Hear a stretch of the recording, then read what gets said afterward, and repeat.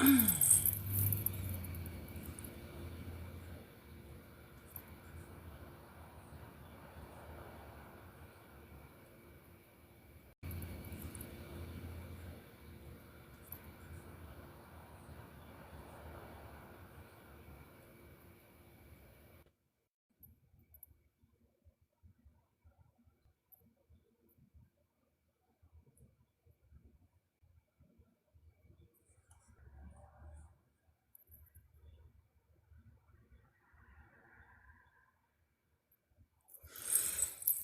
sure she'll figure it out.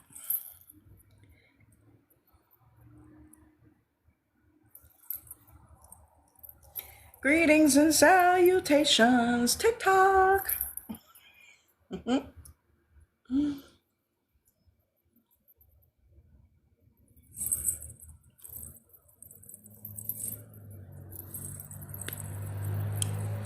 Trying to invite people. Give me a minute.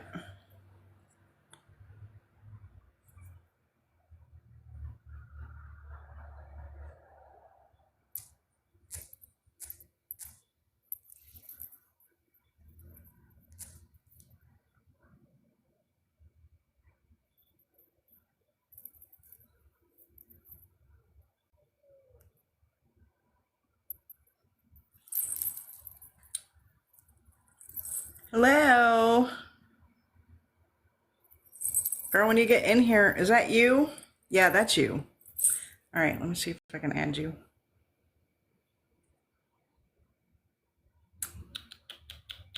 Or click a box.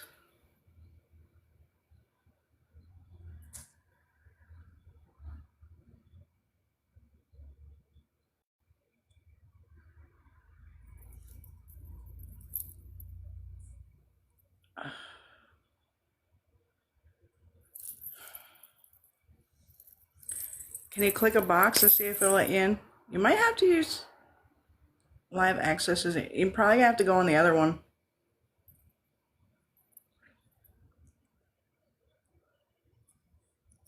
Probably gonna have to go on the one you used last time.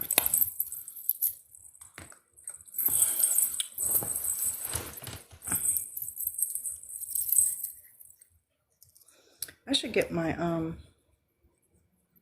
my headphone with the microphone thingy. Switch your other account. I'm gonna go get my headphone with the microphone do-jobber thingy. I'll be right back.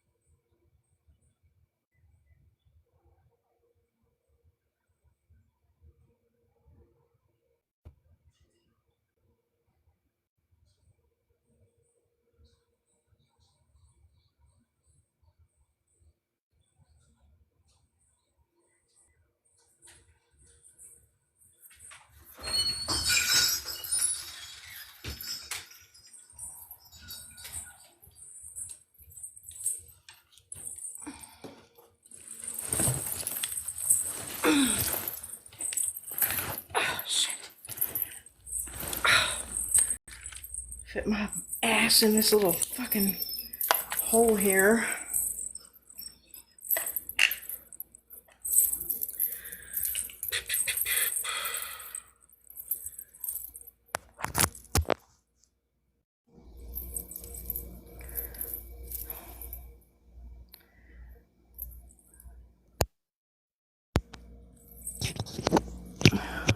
Hello, customer service. How do we help you?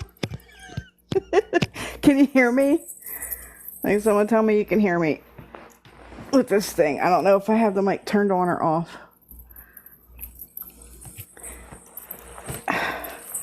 Girl, quit sending me videos and fucking get on your other account and get on this fucking live.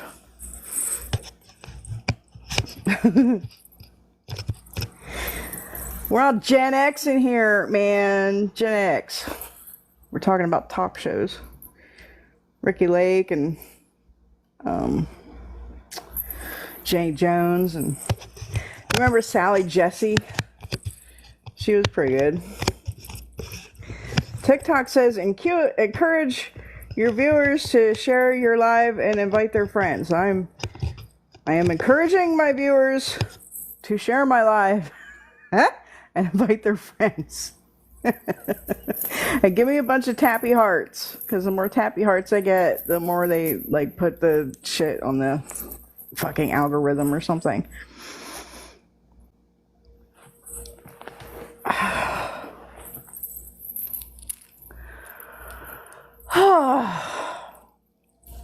Everybody been doing all their cleansing for this Samhain season with the veil and the stuff and the jobbers and the dark dead wandering around.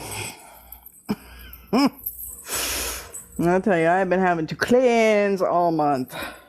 Cleanse myself, cleanse my house, cleanse my property, cleanse everything, because they are out in force. People say the veil is thinning. Fucking veil already done fucking thinned. More likes can attract viewers. Keep it up, TikTok says. Keep up the tappy taps, y'all. It don't cost you nothing to tappy tap. Tappy tap. Give me the tippy taps. I need the tippy taps for to put the live out, and I can help more people. Tippy taps. Tippy taps. Give me the tippy taps.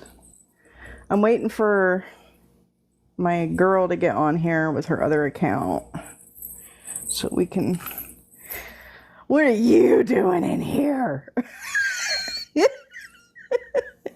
You're not allowed in here.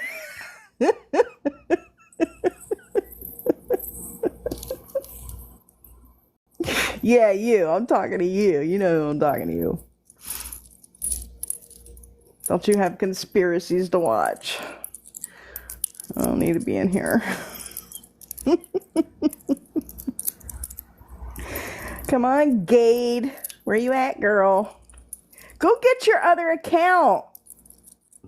And quit sending me stuff. Oh, wait. It says I can invite you. You just popped up in a box. Where'd you go? It said invitation sent. Did you get it? Did you get the invitation? Get the fuck on here. Girl, stop that. Get your ass in a box. Get your fine ass in a box. We have to educate the peoples. I don't know why it's lagging so bad. Shit. Now it says we're notifying viewers that you're live. Why didn't you do that? Well, I can't ask games. You're not up in the little box anymore. It said invitation sent. Hold on. Did you click the wrong clicker? Okay, invite. It says invited.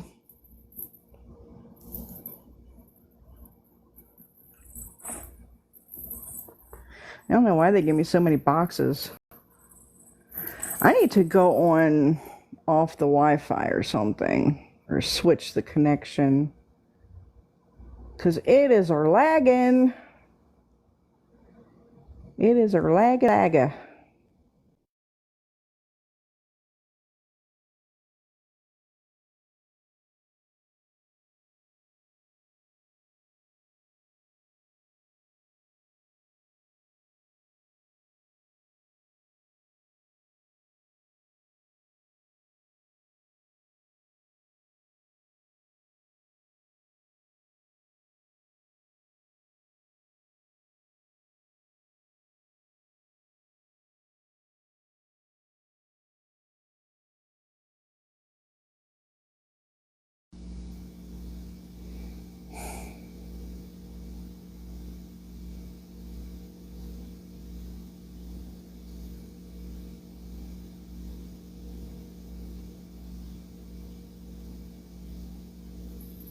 What in the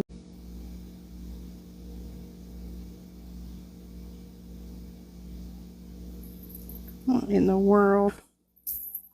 I don't know what just happened. And my fun little filter went away. I don't know what happened. I went to switch because it was lagging, and it like went to a blank screen, and then when I came back, it said resume the live. Ask again? You're trying some stuff? What happened to my fun little filter? That was cute. Flip camera. My events, activity. Huh.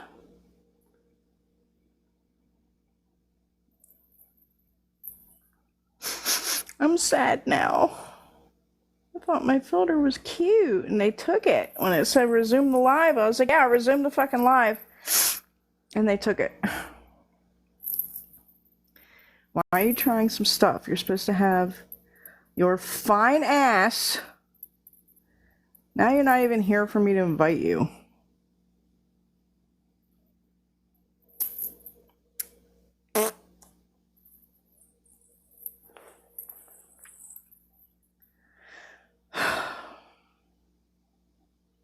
Before they let me do a box, like take up a box with a message.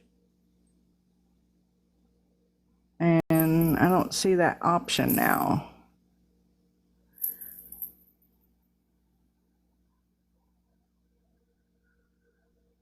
Notice board, there it is. I need that. Okay, hold on. I need to say keyboard. Pop up keyboard. Thank you. Educational. Am I spelling it right? Educational.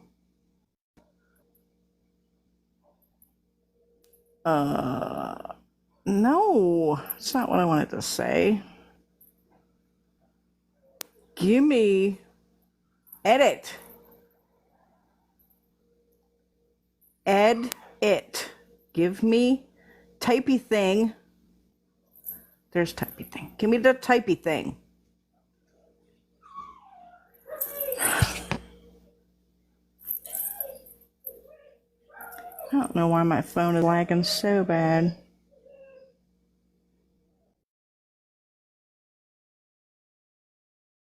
Off the fucking Wi-Fi. Give me the typey thing.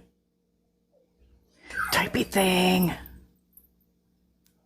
Type, no, not font. I want to type something. Give me the keyboard. Thank you. No, it went away. Why? Is something in is Mercury in Gatorade or something?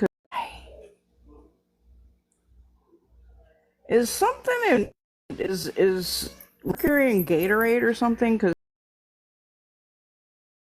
Because electronics are being stupid. Give me the typey. Give me the typing. I want to type something. Wow. This isn't even an old phone. I don't know why. Give me the key. Oh my God. Let me try this again. Okay, hold on.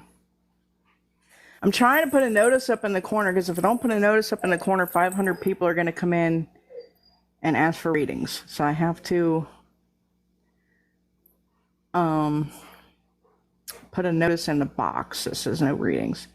And it won't give me the fucking keyboard. Accept. Okay, I accept. Accept. Did that work? Connecting.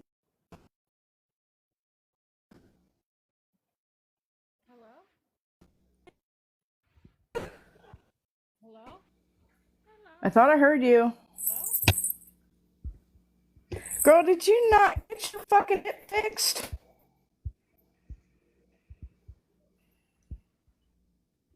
I heard something. Okay, I see a picture. Hello? It's not my connection, girl. I took it off the damn Wi-Fi. You're like, It's your fucking connection.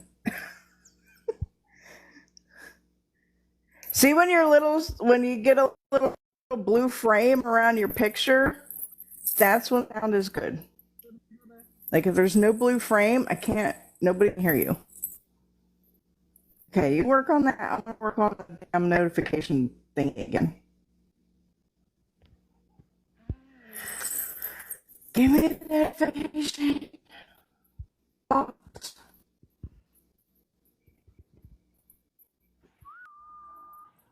It's loading forever.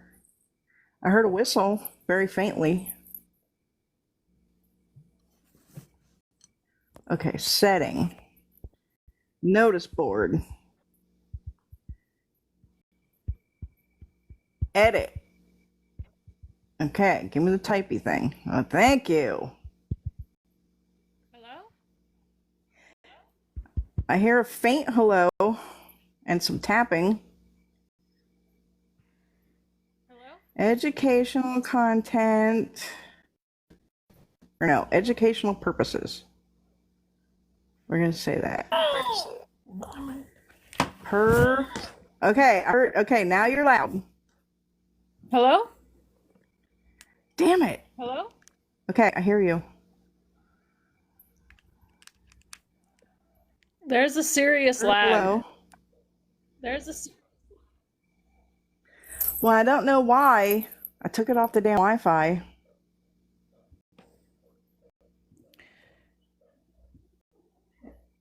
Educational purposes, no readings. Because if I don't put that, there's going to be 600 comments. Does John still love me? Is Jimmy going to come back? So I have to put this. No, you're like really far away.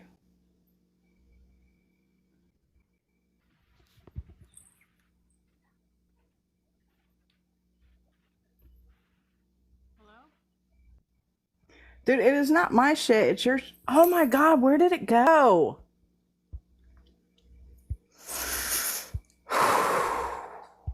I hate this app. I fucking hate.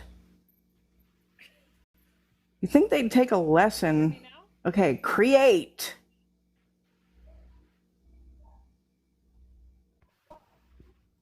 It didn't create.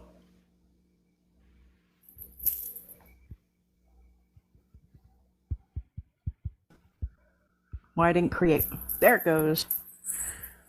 Thank you. Finally working on something.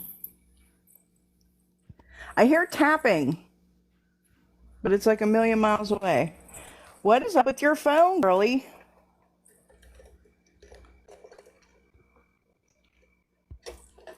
I added headphones. Does that help? No. I heard something about headphones. Barely. I don't know. See, it's not me because you had the same problem last time you come on here. Is there still a lag on my end? No, there was a lag when I talked. I don't hear a lag when you talk, but you just sound like you're like around the block over a hill. Do you have one of these microphone thingies on your headphone? Like, can you hold it up to your face? It's by my face, dude.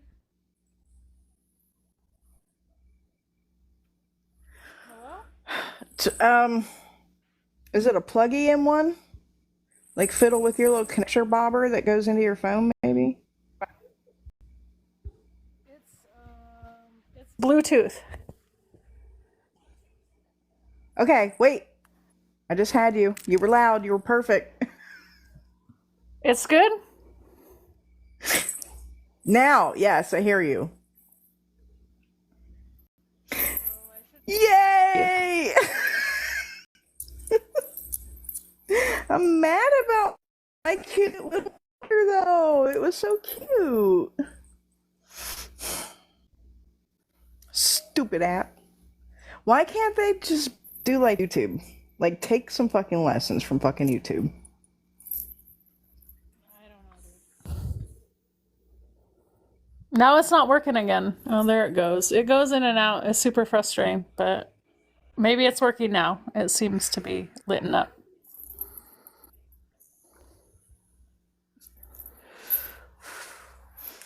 All right, everybody get the tappy taps. Give me the tippy taps for the heart things, and they'll put the live out to more people in the algor fuck rhythm. What were we going to discuss? We were going to discuss oils, right? Yeah, we can talk about oils. What do you want to talk about?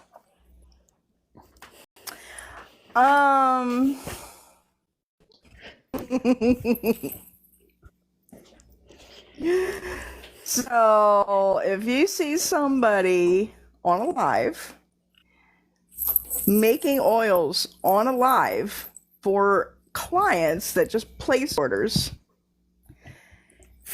just not measuring anything, just pouring and this and that and blah, blah, blah. Okay, fine. Some people don't measure stuff. You sprinkle and shake until your ancestors say stop, whatever. I'm not going to like totally down that.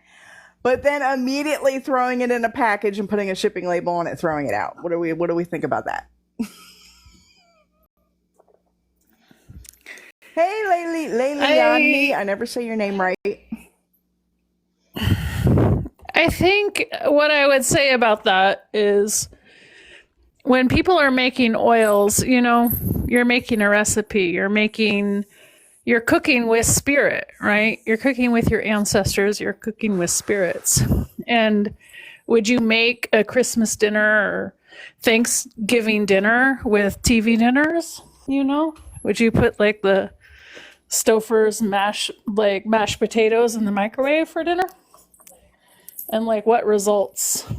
And how are your guests going to feel when you make that dinner?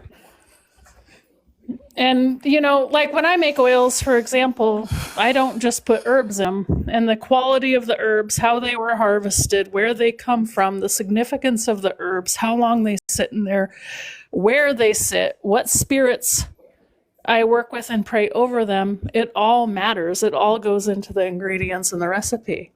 Even the bottling, you know, it all matters. And so, you know, when people are careless or reckless or work in unclean spaces or don't put the time and energy into all of the ingredients or process, you know, what are you really getting?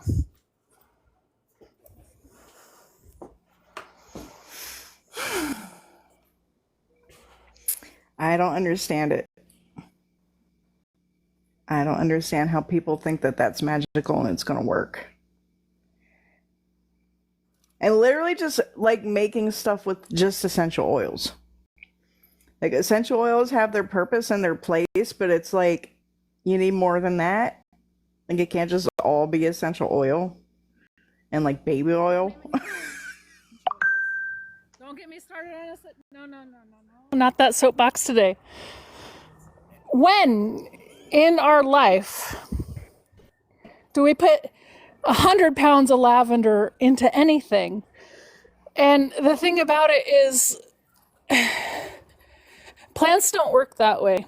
Like within plants, there is a complex chemistry that they have that is directly connected to the place they grow and how they're harvested. So you can't tell me that something that's compressed and extracted from mint or lavender has the same energy as a lavender plant that you grew in your garden, that you grew in the woods, that you tended and you harvested and you prayed over and you watered for 3, 5, 10 years. It's connected to the land where you work. And to say you can take an essential oil, compress that plant, take out certain constituents, irregardless of the other energies and things it's connected to, I don't believe it has the same energy. Don't get me started on essential oils. Yeah, I'm not a big fan of essential oils either. I will use essential oils for scent purposes. If I want something to smell good, like these simmer pot things I made, I put some essential oils on that shit because I want it to smell good when people do the simmer pot. Like, that's part of the point of the simmer pot. So I wanted it to have that strong scent. But other than that, I don't really use essential oils for anything unless I just want a scent. Their place, right? They have their place. I'm not saying like never use essential oils. Like in some lamps, in some things, they do have their place. But I don't think they're, when the herb is available and when you have a relationship with the plant, I don't think they're a good substitute. That part. When you have the herb, why use oils? The herbs are so much more potent. Even if they're dry, they're still more potent. The thing is, people are getting these dusty herbs on Amazon and from China and cramming them in a jar. Those things are dusty and bone dry and probably sat in a warehouse for a year and a half. Like, don't tell me it has the same energy as something that you dried 2 weeks ago. And what about collecting, like going out and collecting your own shit and singing the songs, saying the prayers, giving offerings to the fucking shit that you're collecting from, and making relationships with spirits? No substitute. No. Well, and the thing about it is Hello? I don't know if Yeah. you... Okay. So if you're wildcrafting or working in your garden, yeah, you have a daily relationship with those plants. Or if you're wildcrafting, you may go back to the same patch and tend the same patch year after year, right? While you're harvesting, you're collecting seeds and replanting seeds. Or you may only be digging some of the root, right? Because every part of the plant has a different significance. And the part of the plant is connected to a different animal or ecosystem that it grows in, you know? So you may need something that grows on the edge of the woods. You may need something that grows on the edge of the river. You may need something that grows in the desert. And how can you get that when you buy something that you don't even know what the live plant looks like and have the same relationship and the same spirit that's infused in that, you know? I'm telling you, and when especially when you're doing shit for clients, like there are some things that have to be ordered. Some things people can't get in their climate zone or whatnot. I have to order a lot of tradition plants that we use for baths and stuff. Some of them I can get, some of them I can't. They're in a warmer climate, you know. But knowing the plants is so important because I have a few people that I go to that you know, are Oriates, they're this or that, and they collect the plants properly. They sing their songs, they do this and that. So I know their stuff's good.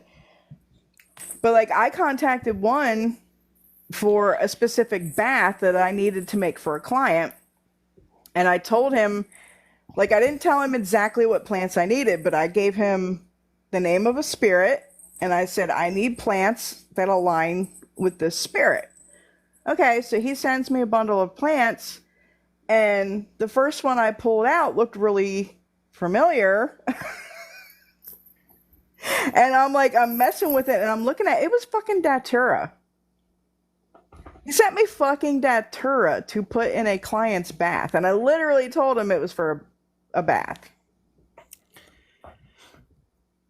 Knowing the plants and what they look like in real life is so important. Well, and understanding doctrine of signatures, right? And people talk about doctrine of signatures like, oh, well, I don't hear this plant anybody looks... talking about that. Oh, Nobody okay. talks about that. It's a thing, right? So like lungwort, for example, looks like, and it's a lichen. It's not actually a plant specifically, but that's not the point. But it's good for your lungs, and it looks like your lungs, right? Mm-hmm.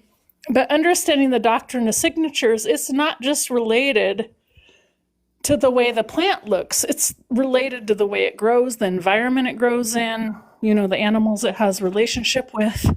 It's related to the time of day you harvest it, right? So if I want to get rid of something, I might harvest something at night or during a certain moon cycle or within a certain direction, If I want to bring something to me, I may do that in the morning.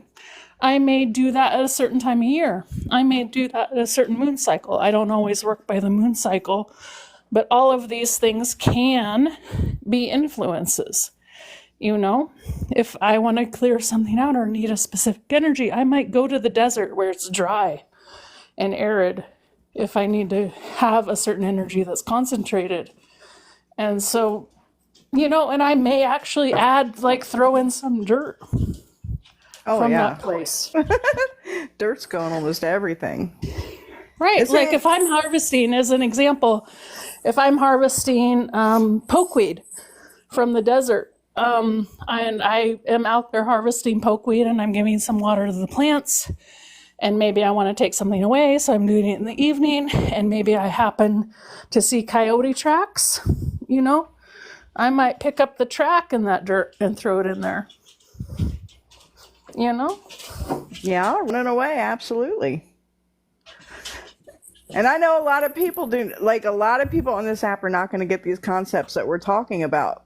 But the clearest concept I can make, because that's why I did a class on dirts and waters. People don't really understand the concept of energy of places and lands and things like that. So the clearest concept I can make is if there was a plant growing in the cemetery, you can conceptually realize that the roots of that plant are touching death, right? They're in the ground, down deep, where, unalive people are. So the plants are sucking up the energy, right, of that.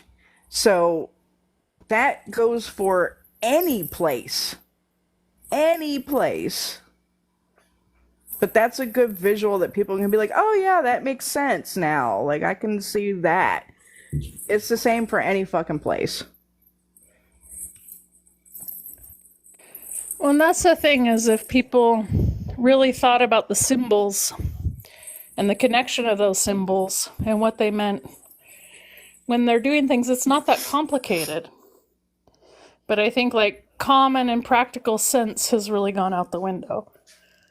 And common sense. And it's a lot of tradition herbs. It's yes, there's herbs that come from tropical places that you may not live.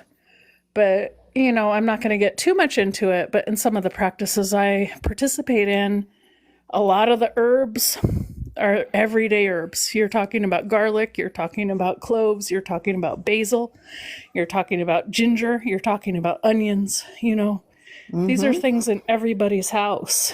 And so it's not always so exotic either. Sometimes it can be very, very simple. How much can you do with an onion?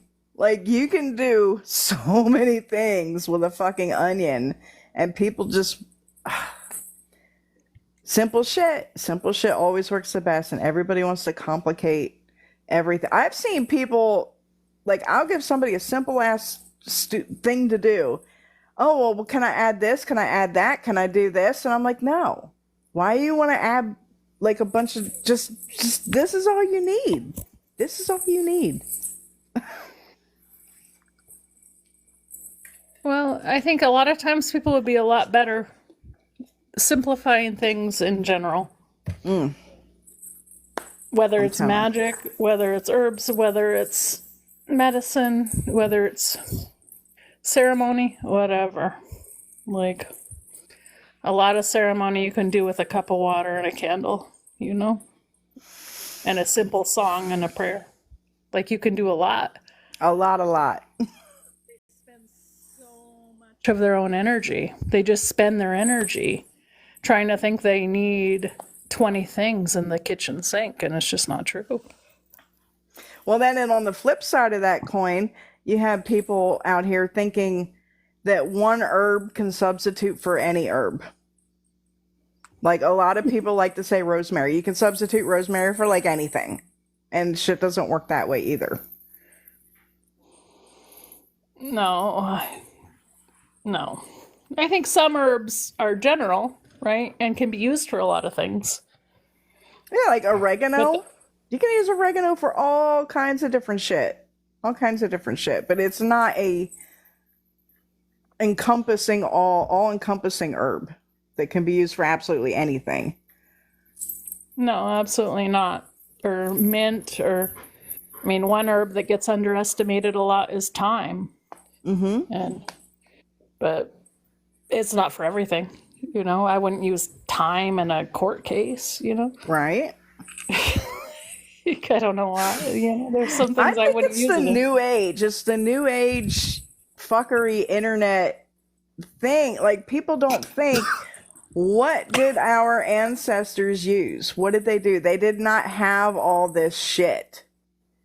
They didn't have 500 different herbs and shit from different climates, so that they used what was around them and what they had in their cabinets.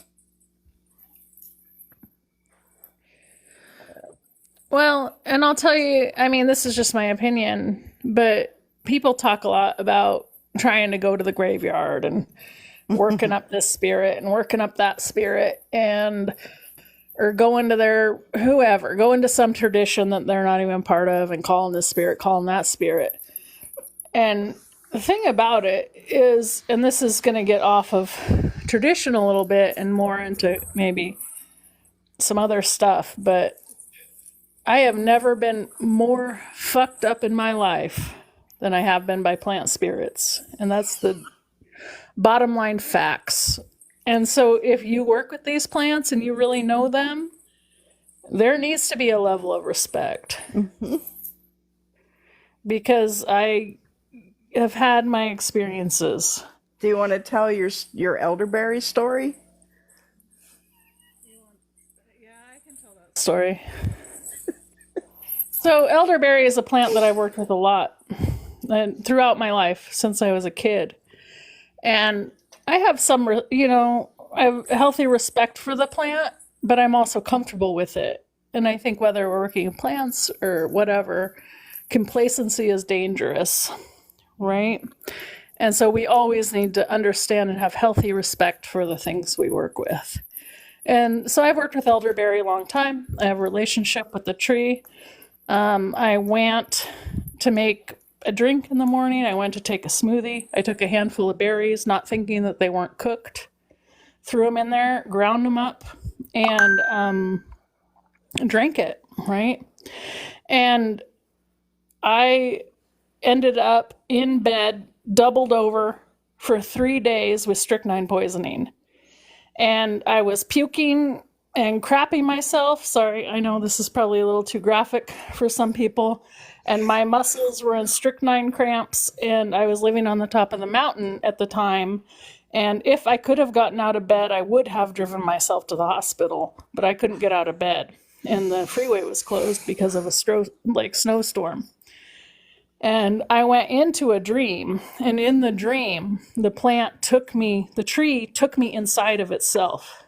So I went into darkness and didn't come out for quite a while, right? But I don't know that I've ever been that sick and smacked like that. And there's some other plants that have smacked me too. And so I'm not above any of it, you know? I'm not extra special. I definitely have been smacked in my day too. But there's more plants that could kill somebody than mushrooms any day. And so people need to not be complacent with these things. And, you know, there's a balance, right? Of not putting nothing in your oils and just having cat hair oil because your cat's ass drags across the desk. And like nobody wants your cat's ass oil. And, like that's just something they want, you know? But then there's a balance of like how much you put in there and what you put in there and making sure the constituents are balanced and, you know, have what you need. And a good herbal teacher that I worked with named Jim McDonald told me gentle doesn't mean weak, right? And just because an herb's gentle doesn't mean it's weak. Like chamomile, mint, mint, catnip, it doesn't mean they're weak herbs, right? They just may work in a different way. Mm-hmm. They should be respected just the same. And sorry, now I'm on a soapbox. I'll leave it there. No, go on your soapbox. Go on your soapbox. No, I know, like, people, and they go on the internet, they get these books, they just Google shit, and they just following recipes, not looking at the correspondences, not looking at why are they using this herb for this? What is this herb about? What does this herb do? Like, and common shit like rue. Like, rue is used so much, and I see nobody talking about how it's an abortive herb that should not be used by pregnant people or people that want to get pregnant. Don't fucking take a bath in that shit. Like, they don't, like, I don't know. Is it just the laziness? Because the information is available to those that seek it or look for it. I think some of it.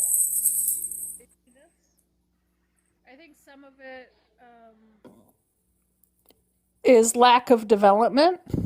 You know, the problem with herbal books is a lot of them are just copied from other herbal books. And so a lot of bad information gets repeated or missed that should be there. And the thing that people need to learn is to sit with the plant and actually learn to feel spirit. Because if you sit with rue, you can feel that's an acrid herb. That's a bitter herb. Yep. And if you know about the constituents of what causes abortions or uterine cramps, you can feel that in the plant. You know, you can feel it in wormwood. You know, you can feel it. And you would know that if you actually felt the chemicals and the constituents and the spirits of the plant.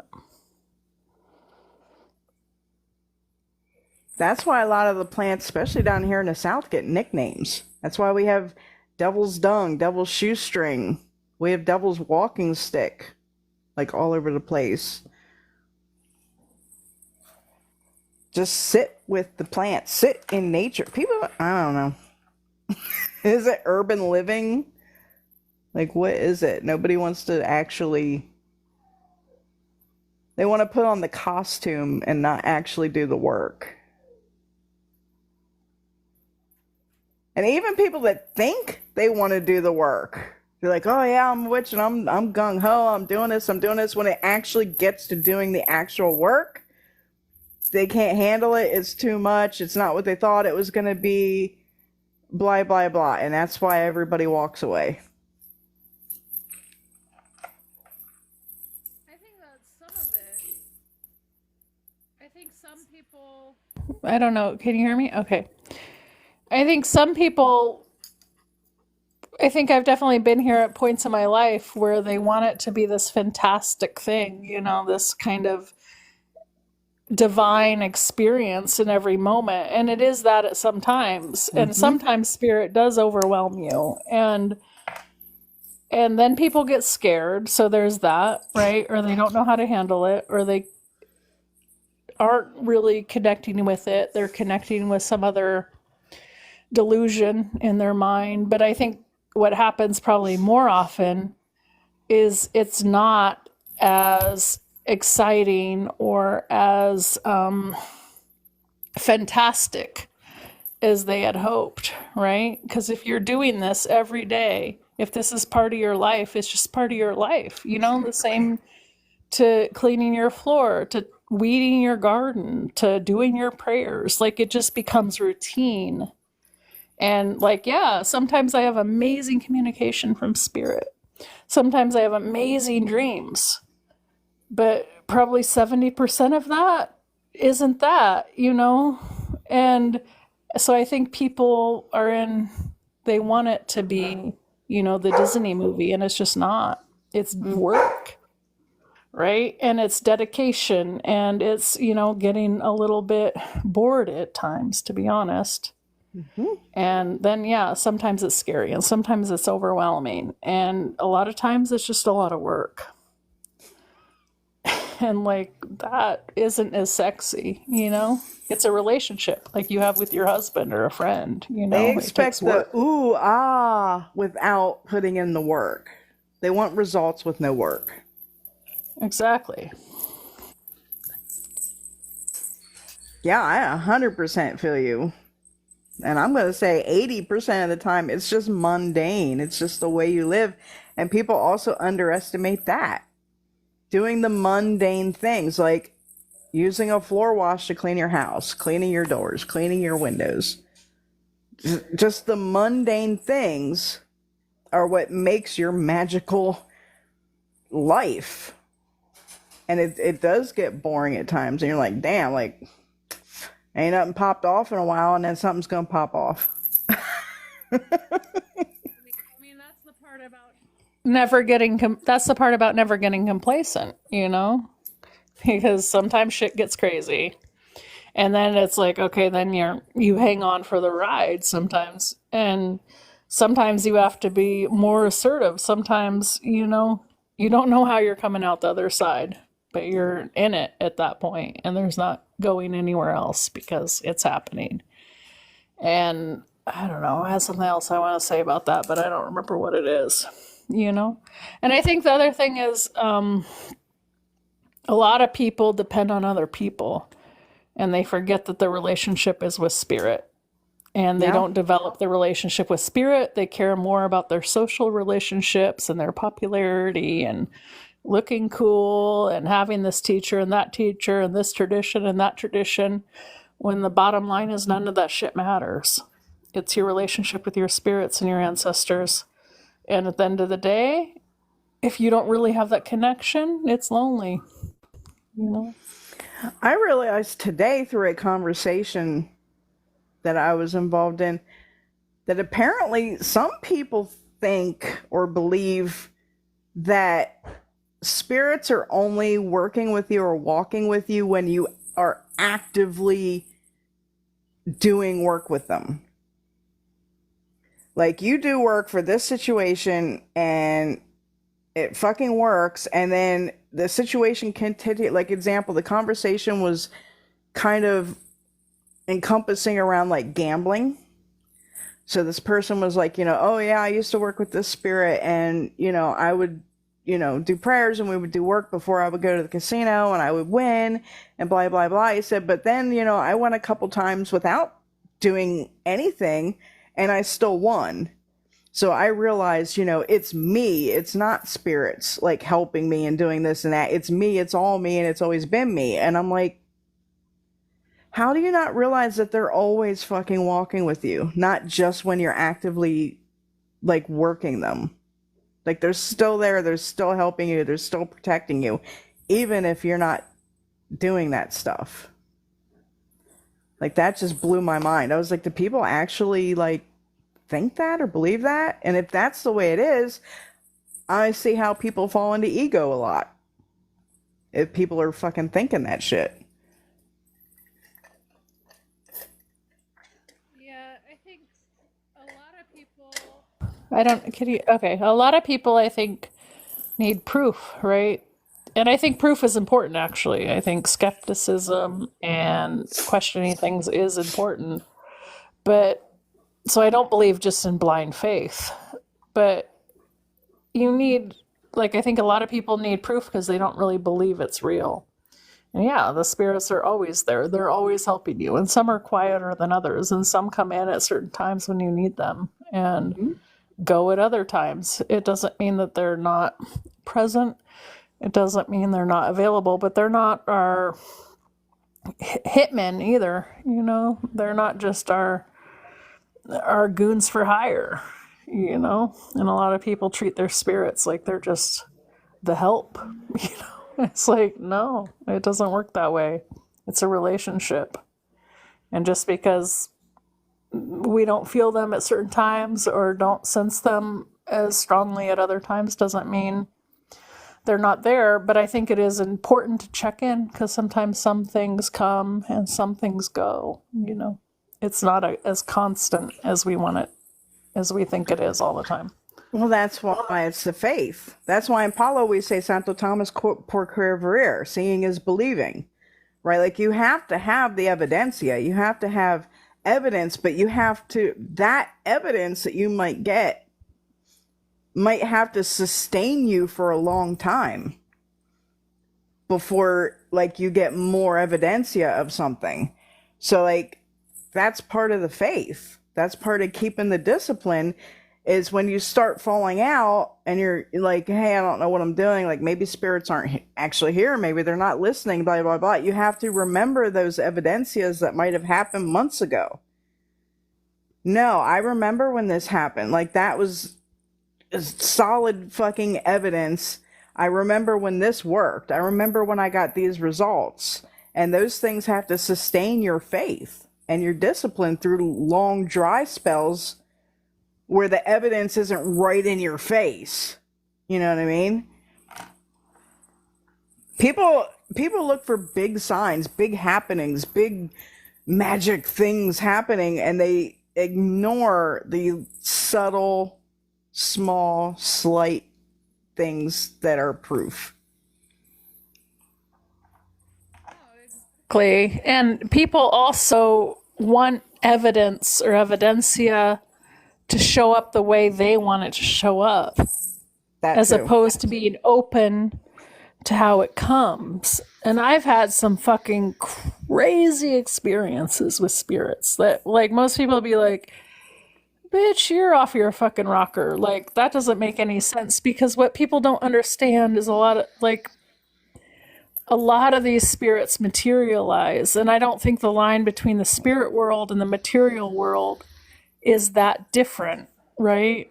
And so if you learn to connect and see and understand the way your spirits come and communicate, as opposed to how you think it should come because you watched Long Island Medium, like, sorry, that's a different topic, but you'll start to realize, that, oh, the spirit was there.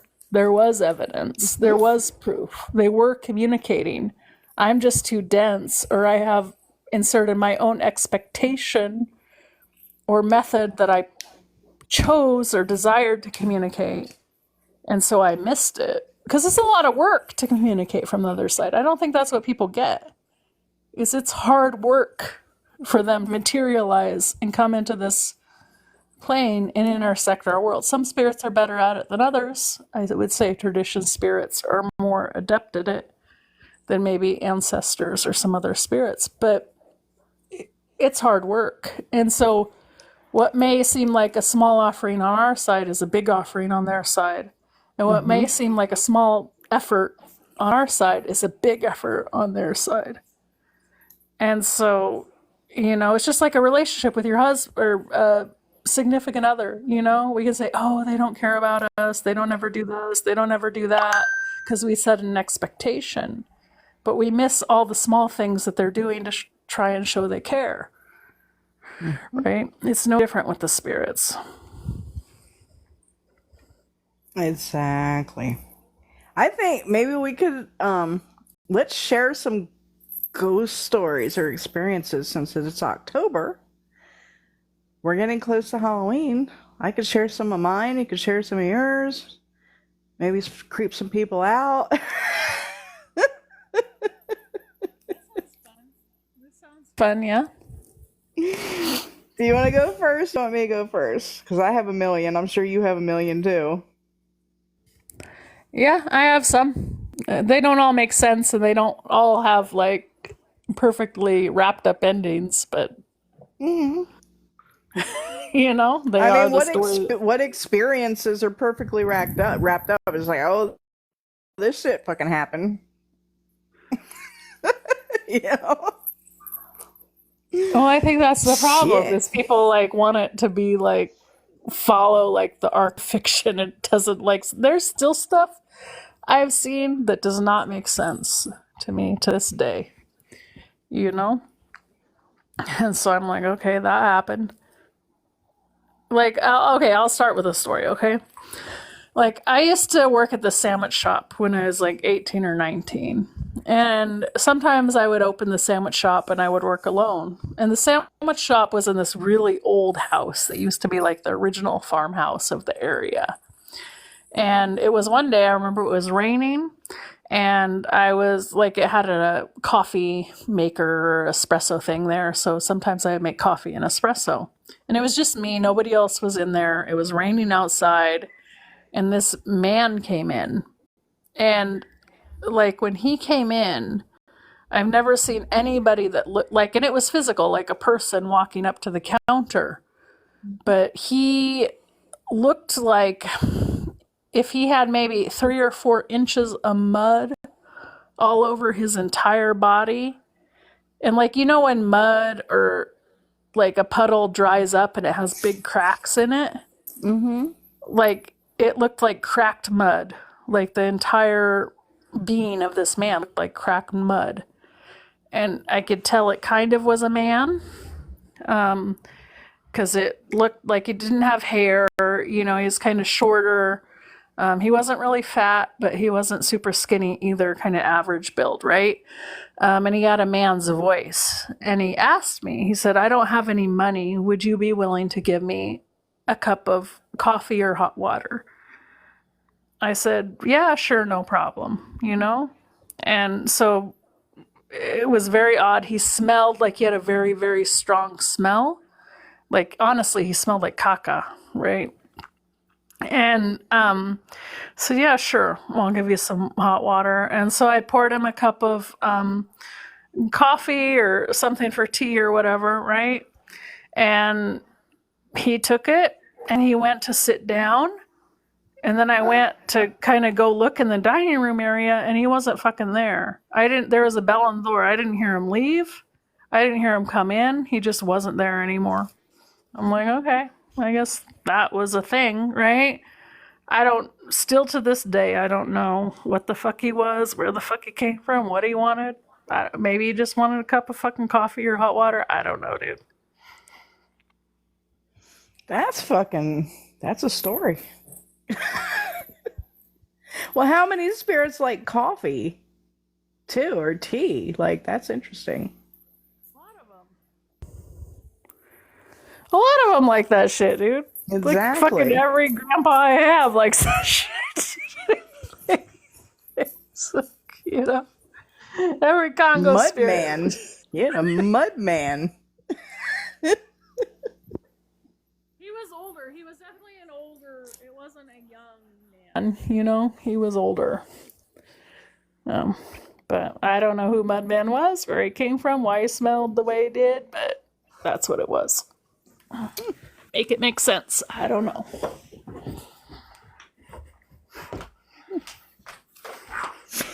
Okay, I have one, which was one of my more interesting.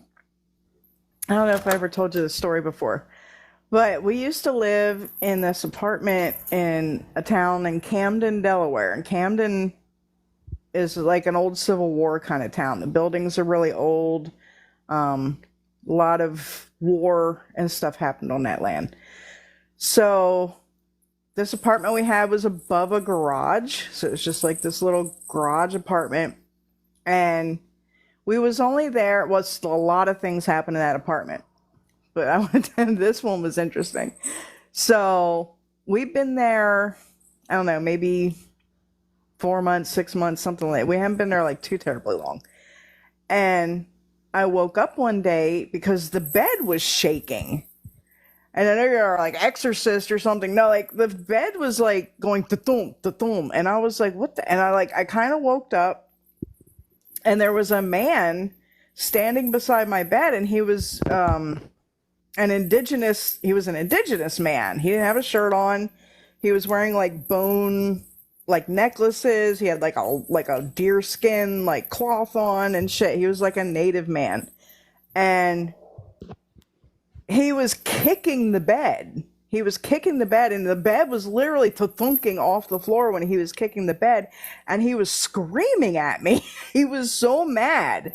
He was like, just saying all this stuff, and I couldn't understand. a word he was saying, but he was so angry. And I literally sat up in the bed and I was like, whoa, like I can't understand you. I can't understand you. And I just kept saying, like, I don't understand.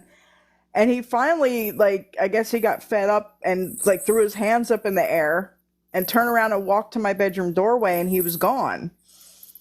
And I was like, wow. So this apartment had a history of happenings, because the crazy landlady, she actually had 2 exorcisms done on the apartment before we bought it, because apparently the other tenants would say like crazy shit would happen. So she would always come back, because she lived in the house in front of the garage. So she, we saw her all the time. And she would always come back and like chit chat, have some tea on the balcony, whatever. And she would ask, is anything going on in the apartment? And I told her like some things that went on. When I told her about this one, she was like, okay, wow. Apparently her husband, who had died, like, I don't even think it had been a year since he had passed away when we had rented this apartment. He was actually an archaeologist who was studying the Delaware Indians. And the garage below our apartment was like his office, where he kept all their artifacts and bones and like whatever not stuff he would dig up to do his research and stuff on. And I am assuming to this day that that is what the man was so angry about. Never saw him again. Is that one time? I guess he gave up because I couldn't understand what he was saying.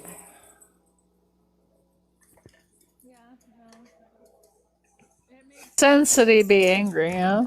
Or that he'd be looking for something. But that's a hard thing too, when spirits want something and you can't give it, and then you're in negotiation, or maybe they just go on or do whatever they do, Well, that's crazy. That was one of the first times the spirit physically affected things in my presence. You know what I mean? Like, he was literally kicking the bed, and it was like thump thump, thumping off the floor when he was kicking it, which was just wow. I don't know if it was his anger that made him manifest so strongly that he could do things like that, but it was an experience.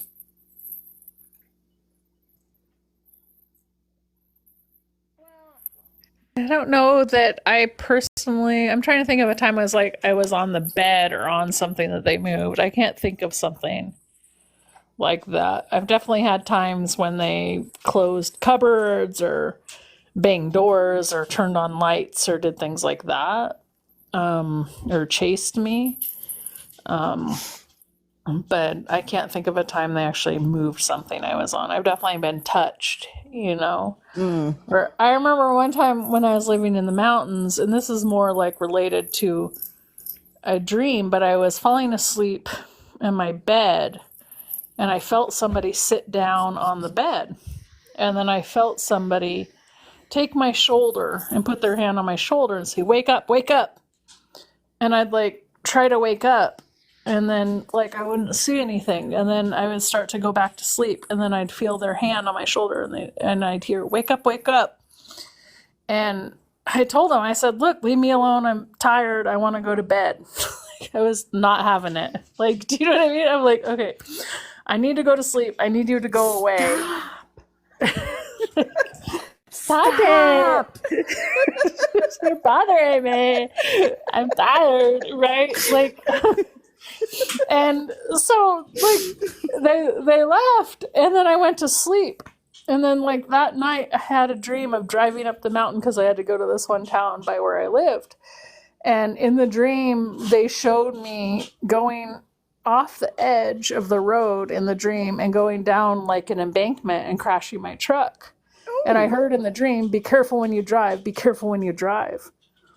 And so I think, like, it was actually, I don't know specific which spirit, but I think it was some spirit that was there to, like, warn me or like could see something that was going to happen, right? And then I was just like, go away, I'm tired. You know, like sometimes there's a reason for it. Yeah. Wow. I've been touched in my sleep a couple times. So, like, what just happened? Oh, wait, I gotta do the verify the fucking thing puzzle. I don't know why they make you do that. Like, they can't tell you're live and talking. They make you fill out a puzzle to make sure you're still alive. So, like, one time, okay, this one's crazy. I was living in a trailer park with my ex. He had this trailer, and we had a water bed. This is important. We had a water bed, and it's also important that he had a very loud vehicle.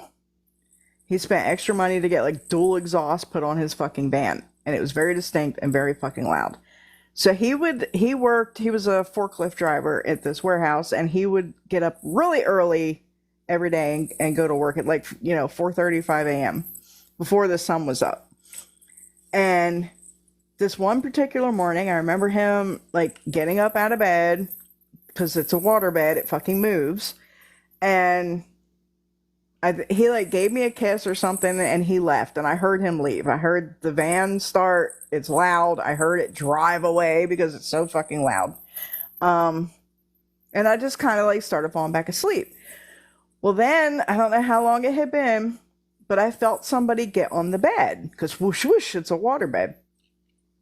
And I thought he had come back for some reason. And so the water bed shush, like somebody climbed in the bed, it sunk down. And then a hand, I was like laying on my side, kind of like in a fetal position. And a hand like slid between my legs, and it, not like up high, but like kind of between my knees. And it slid in there that it pushed the covers like in between my legs. Literally thought it was him. So I just kind of rolled over to look over my shoulder at him. And when I did that, the whole bed, whoosh, whoosh, like somebody jumped off the bed. I heard footsteps run down the hall, and I heard a door at the complete other end of the trailer just click shut, just gently click, like, and then the whole trailer started vibrating like it was a fucking earthquake. And I was like, oh my fucking God. I jumped up, ran out in my pajamas, jumped in my car, and drove an hour to my grandma's house. There was nobody there. He wasn't there. His van wasn't there. Like, there was nobody fucking there. And it freaked me out so bad that from that point on, every morning when he would get up before dawn and go to work, I would get up with him, and I would get in my car, and I would drive an hour to my grandmother's house, because I wouldn't stay there without him, because it freaked me out that fucking bad. But yeah, that was another I don't know what the fuck that was.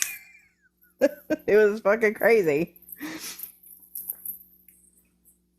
Well, and I think, that's some of the important part is, I think some of this, like, you have to feel the energy of it, right?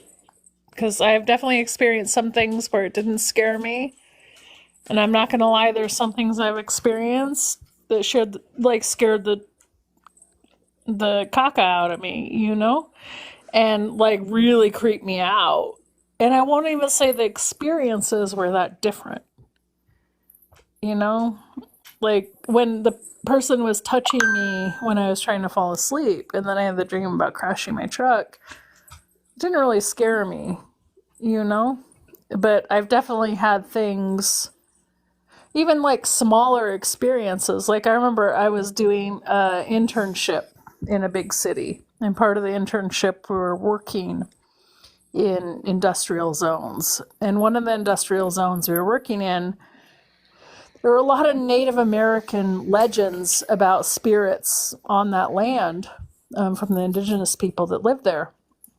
And one of the legends was about a severed hand, but the severed hand was like giant. It was like a big severed hand, like the size of a horse, right? That would just Wow. like float around. I'm not saying I saw the severed hand, but there were a lot That's of still spirits. crazy, though. That's crazy to think about. Right. That's a story that like is kind of like it, right? But bigger, you know? And that was a story. And so they said the land, like, and they wouldn't live on that land. They wouldn't like camp there or nothing, right? And so I was down in the land and taking pictures, and like right in my ear, like whispering in my ear when I took pictures, I just hear, hello, hello. And like, that's not like a big thing. Like, it's not like something that really should be that scary. But the energy that was attached to that hello was fucking creepy. You Oh, I know? hate it. I hate it when they get right up in your fucking ear and do that. Like, it's like, ugh. And there's a difference, right? Like, if you know the spirit and like I've definitely heard I won't say I hear spirits audibly all the time, like talking to you or talking to a friend, but sometimes I do. But this was like a very like ugh, no. No, That thank same you. apartment that we lived in where the indigenous man showed himself, we had a lot of shit going on in that apartment. One time I was in the basement doing, because the laundry shit was in the garage below us. So I went down there, and she was like a hoarder. So like this garage was just full of shit, and a lot of it was books, like just stacks and stacks and stacks of books.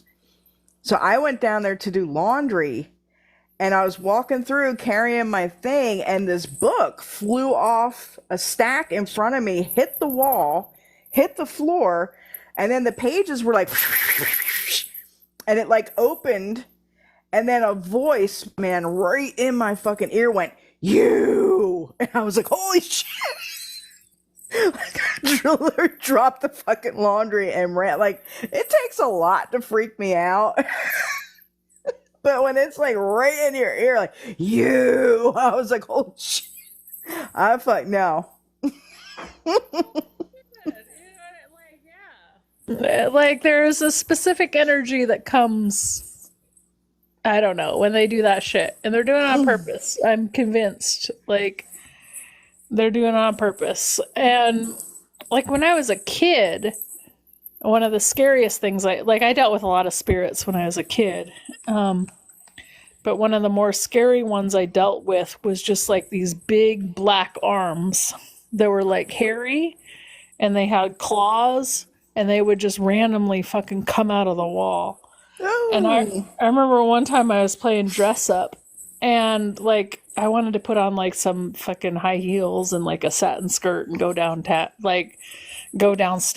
and I don't know, do a dance or something. I don't know what I was doing. And I remember like sitting on the floor looking at the wall, putting on these shoes, and these just arms coming out of the wall. And I didn't wait to see like what would come out or what was going to happen. I would just run. I would scream and I would run like a pussy. You know, I was like, no, Yeah, I fuck don't this. blame I'm out. you. Like, done. Dude, some hairy clawed hands and arms came out of a fucking wall. I'd run too. Shit. I was not for it. I was not there to have a conversation. I was not there to communicate. I didn't care. Like, and they would do that to me. And there were some other lights and things that house was a very strange place, you know? Yeah, it I'm not took for me the a arms. long time to realize and figure out, like a long time. Because for years and for my whole fucking life up until like 15 years ago, I was convinced that every place I ever lived was haunted. Because there was always activity everywhere I went. And it took me so many years to realize, because some of the places, like, I would, always cleanse a place before we move in or whatever. And some of the places, when you move in, you can tell that there's really not a lot of activity there. There's not a lot of spirits. There's not a lot of energy going on. Like, it feels like a clean space, but after a while, activity would start happening, and no matter where it was. And it took me a long time to realize that it was me. It was spirits being attracted to me, and I was bringing them into my home, like unwittingly, for a long time, because I didn't realize that is what was happening.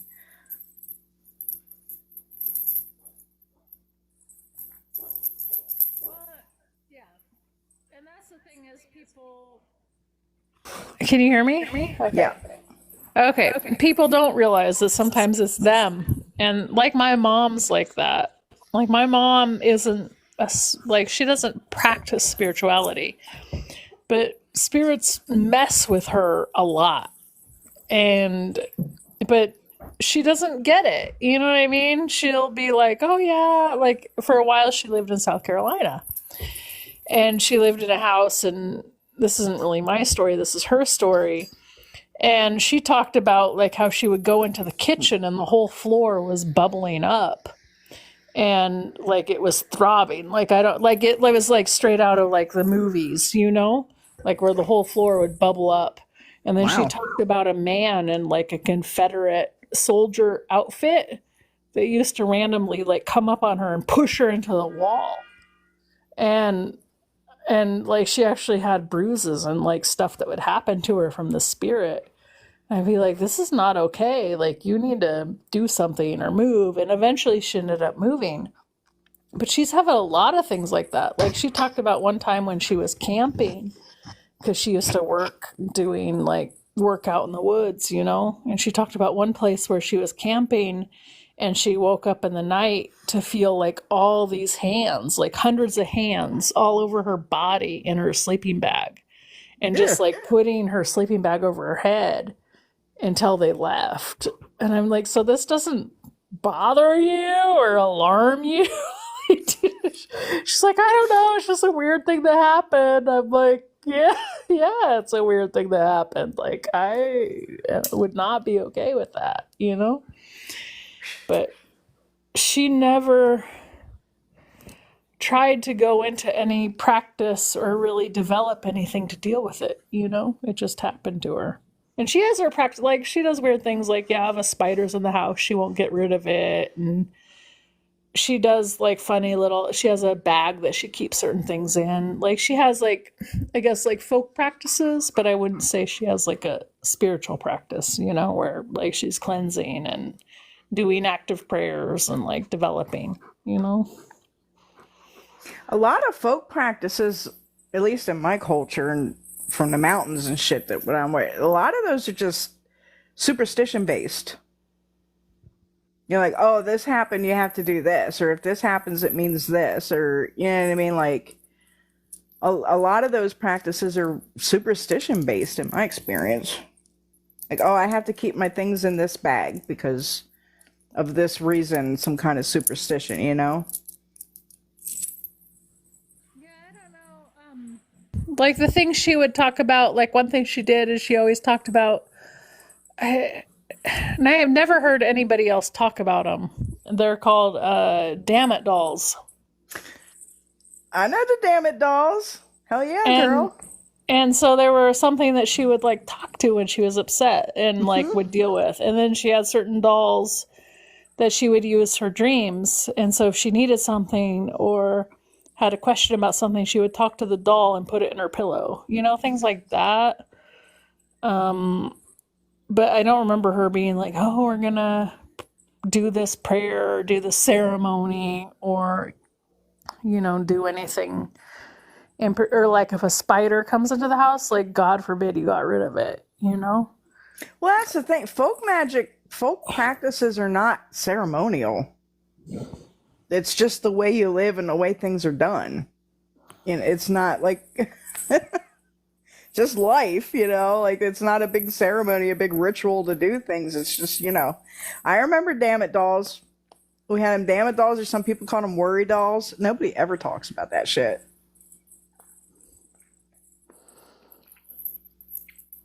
Yeah, I don't know that. I just know. And sometimes she would make me something like a stuffed animal or something specific and be like, you know, you can tell your problems to this, you know, when I was a kid. And like the other thing we did, or she did, is, and maybe this is too much information, I don't know, dude, but is when I was born, she dried my placenta because I was born at home. I wasn't born in the hospital. She dried my placenta on the wood stove.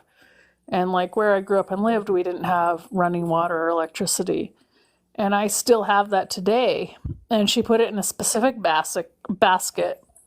And she gave it to me, and she said, if you're ever really sick or you ever have a problem, you need to eat some of this.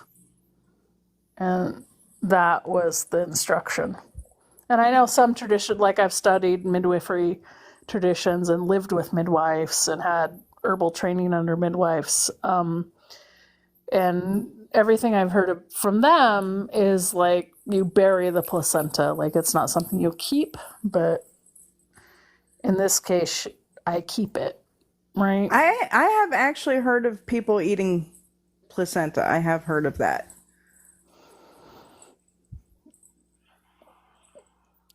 But I don't know, dude. It's just... No, that's a thing. That's a thing. I have heard of that. And it's actually, I mean, nowadays it might be uncommon, but back in the day, that was not an uncommon thing. Like, I remember my husband's mother talking about her mother eating the placenta or making her eat it at times. Like, they would cook it and eat it. Yeah, that's totally a thing. Yeah, I don't know. Well, there are a lot of superstitions about birth. Not like I wasn't named for the first 30 days of my life, And like I know some traditions, like when the baby's born, it's customary not to tell anybody the name or bring the baby outside for a certain number of days for protection. Mm-hmm. And so there's different practices. I don't want to go down a rabbit hole of like, I know you're talking about ghost stories, but... Yeah, we used to have a thing when a baby was born, if somebody came to see the baby, they had to wait at least 2 weeks. And if somebody came to see the baby, they had to come in the house and they had to sit down. And they had to stay sitting, was it a half hour? Like at least a half hour. And the baby couldn't be in the room when the people would come. And they were not allowed to see the baby until they were in the house and sitting down for at least a half hour, and then the baby would be brought in and introduced.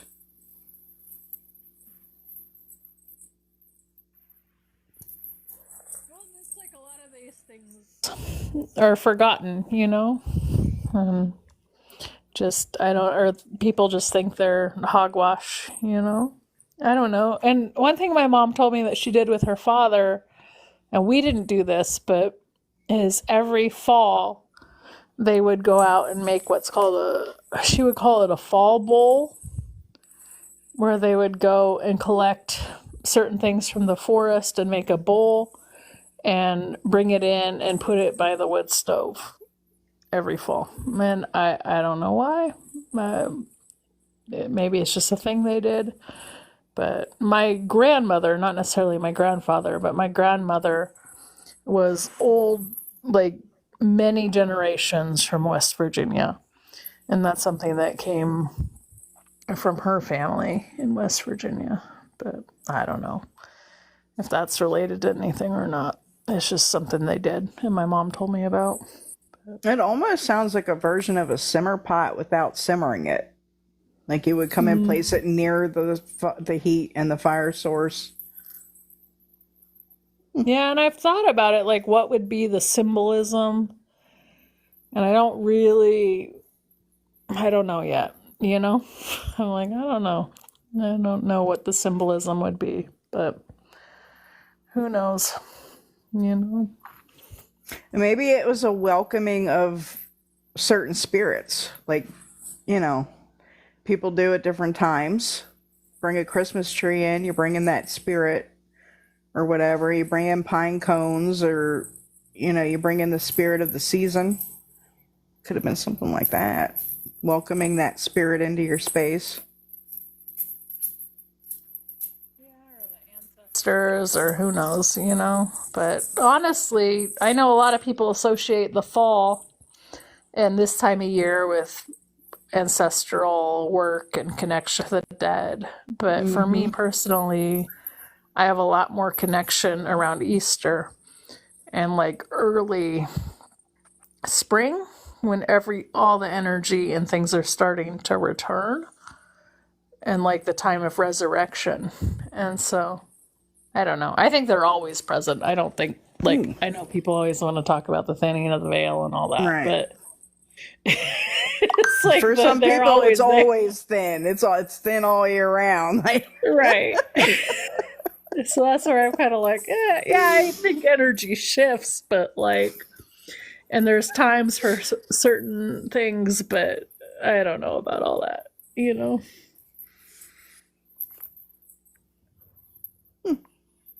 okay, back to ghost story. Since we were talking about spirits in bed, I got another one. So that trailer that was in my last story where the spirit was like on the bed and everything and the trailer shook and everything. So I wound up breaking up with that guy because he fucking cheated on me. Took all my shit, and I was working at this club at the time. And the club had like a little apartment above it that nobody lived in. And so I really didn't have anywhere to go unless I wanted to go back to my grandparents' house. And I talked to the owner. I'm like, hey, can I chill like in that apartment for a little while till I get, up on my feet or whatever? And he was like, sure, but you need to open and close the club every day because you're there. And I'm like, hey, no problem. Everybody knew the club was haunted. Everybody that worked there knew it. We would hear footsteps upstairs all the time when people weren't up there. We would see things. I remember this one time I was sitting up in the DJ booth with the DJ guy, and we had cameras outside in the parking lot. And this one time we were just sitting up there bullshitting when we were getting ready to close, and a face, this white face with like no nose, came right up and these cameras were mounted high. This was a 2-story building, and they were up on the top. So like they were up high. So nobody walked up to this camera like this and put their fucking face in it like that. We were like, holy shit, what the fuck is that?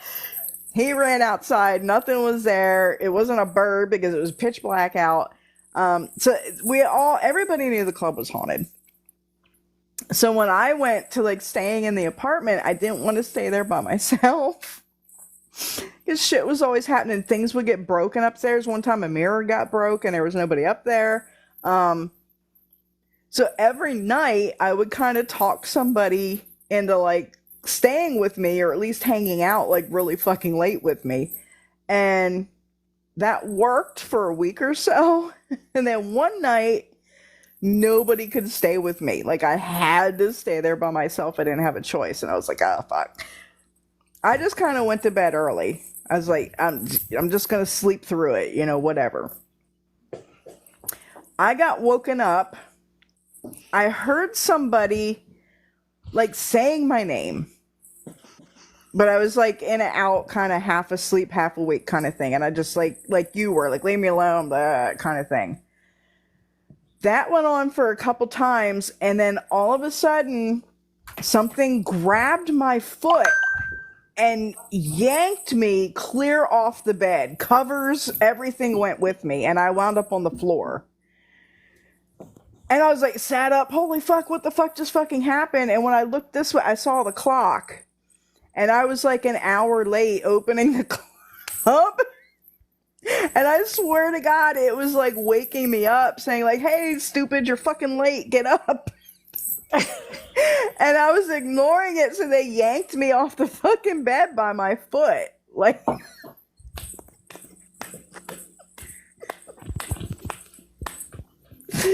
good times.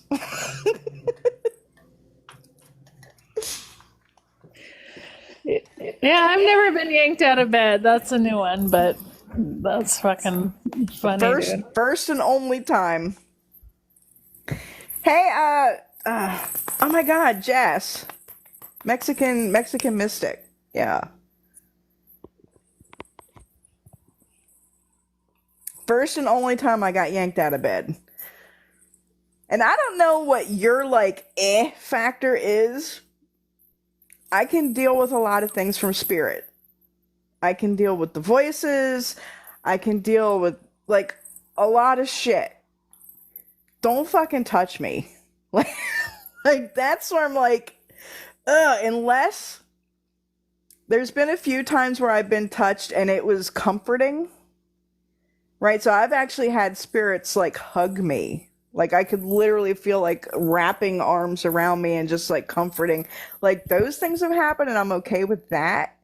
But it's literally like I don't like being touched by spirits. Like physically fucking touch. Like that's just like a factor for me. I think it, like, for me, it depends on the energy, you know? You can't hear me? Now I Okay. hear you. For me, it depends on the.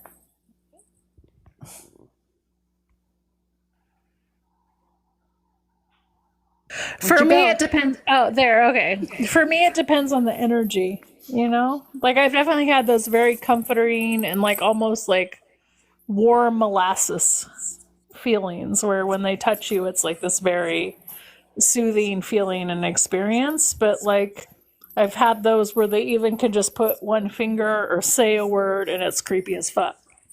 Not Mm. even that they did any, you know. So I really think it comes down to the energy and the feeling that comes with it that makes it creepy or not creepy, you know?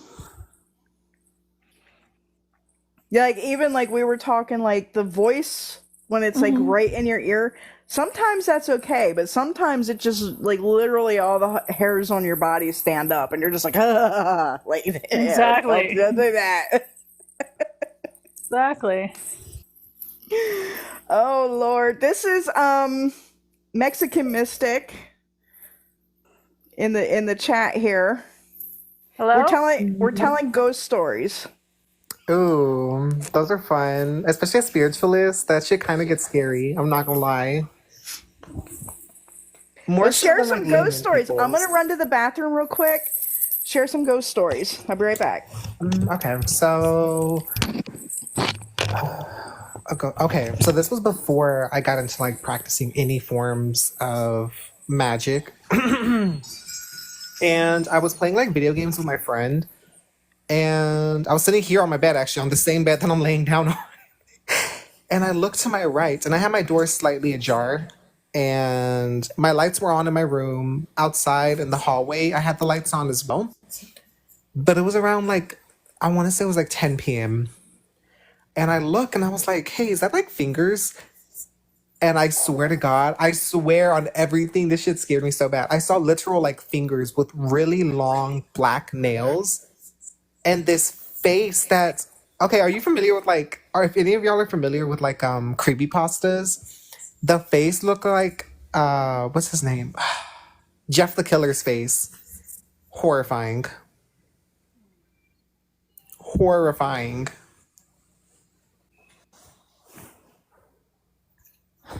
Did you ever see it again? I Oh, don't think I ever saw it again.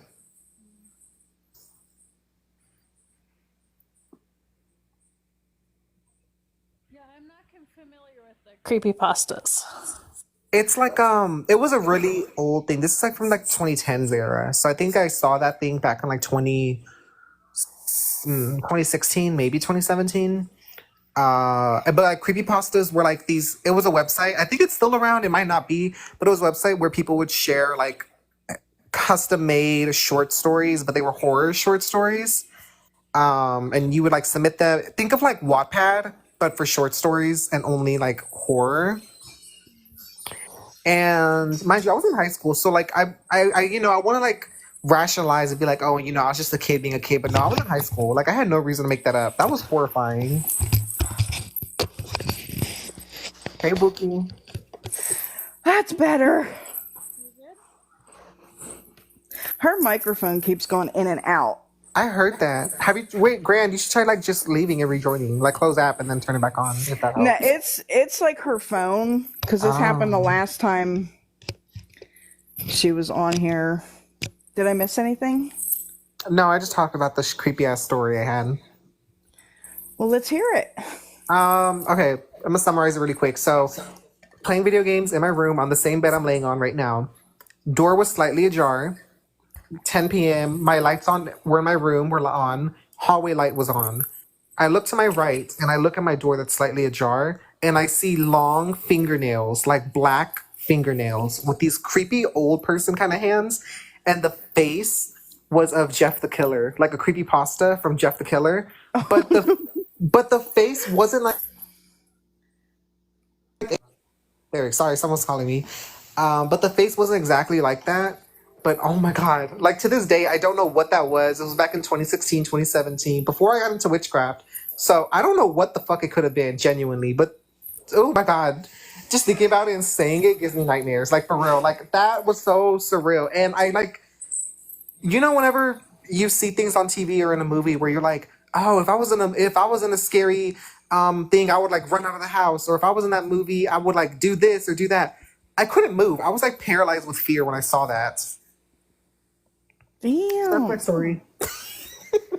She was talking earlier about when she was a kid, she would see black hands and arms that were like hairy with claws, and that they would come out of walls like around her and Ugh. stuff.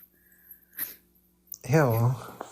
No, I never really had many supernatural stories. Like most of them are like spiritual stories. After you get spiritualism, they happen. But before then, I really never really saw or thought of spirits like that, anyways. But that was the one time I was like, "Oh shit, that's scary." We've had good experiences. We've had scary experiences. Honey, are you still there? Yeah, you're there. Do you want to have another story to share before I share another one? Because we have a million. I have a lot of stories, and some are just. Hello? Okay, there. I have a lot of stories. Some are just weird, some are just funny, and like some I don't even know what the fuck they are. Like, to be for real. So, like, to listen to his story, the thing I was thinking about is I used to frequently see these things that I couldn't explain as anything else but like what I call the beanbag people. And I would just like randomly see them, like behind my dresser or on the road. And they looked like if you could imagine a beanbag like that vinyl, but like shaped kind of like a penguin, but like with like a long nose and like pushed in eyes, but no real facial features, not like eyeballs or lips. Just like kind of a smooth face with like this sculpted feature. But they were probably about 4 feet tall, and they just looked like they were made of vinyl and stuffed. And I would just randomly see them, like going down the road or like in my room or walking up the stairs, and they would just be sitting there. They wouldn't say anything. They wouldn't move. They wouldn't do anything. I'd just be like, oh, okay, so there you are again. It wasn't really creepy. It was just like kind of like a what the fuck is that kind of moment, you know? And like to your point, Jesse, I would just freeze and be like, here, all right, I guess we're doing this right now. And then all of a sudden they wouldn't be there, you know? And I just go about my business. That's a new one. I have never heard of beanbag people.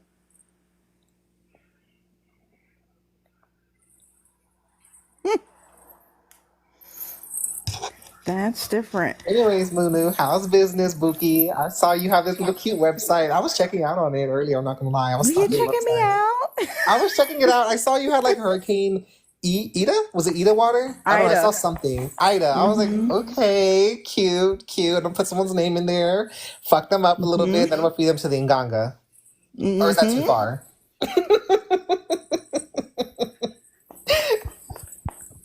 I don't know. I was always taught like I don't know. You don't really go to the Nganga unless You want them dealt with. it's a yeah.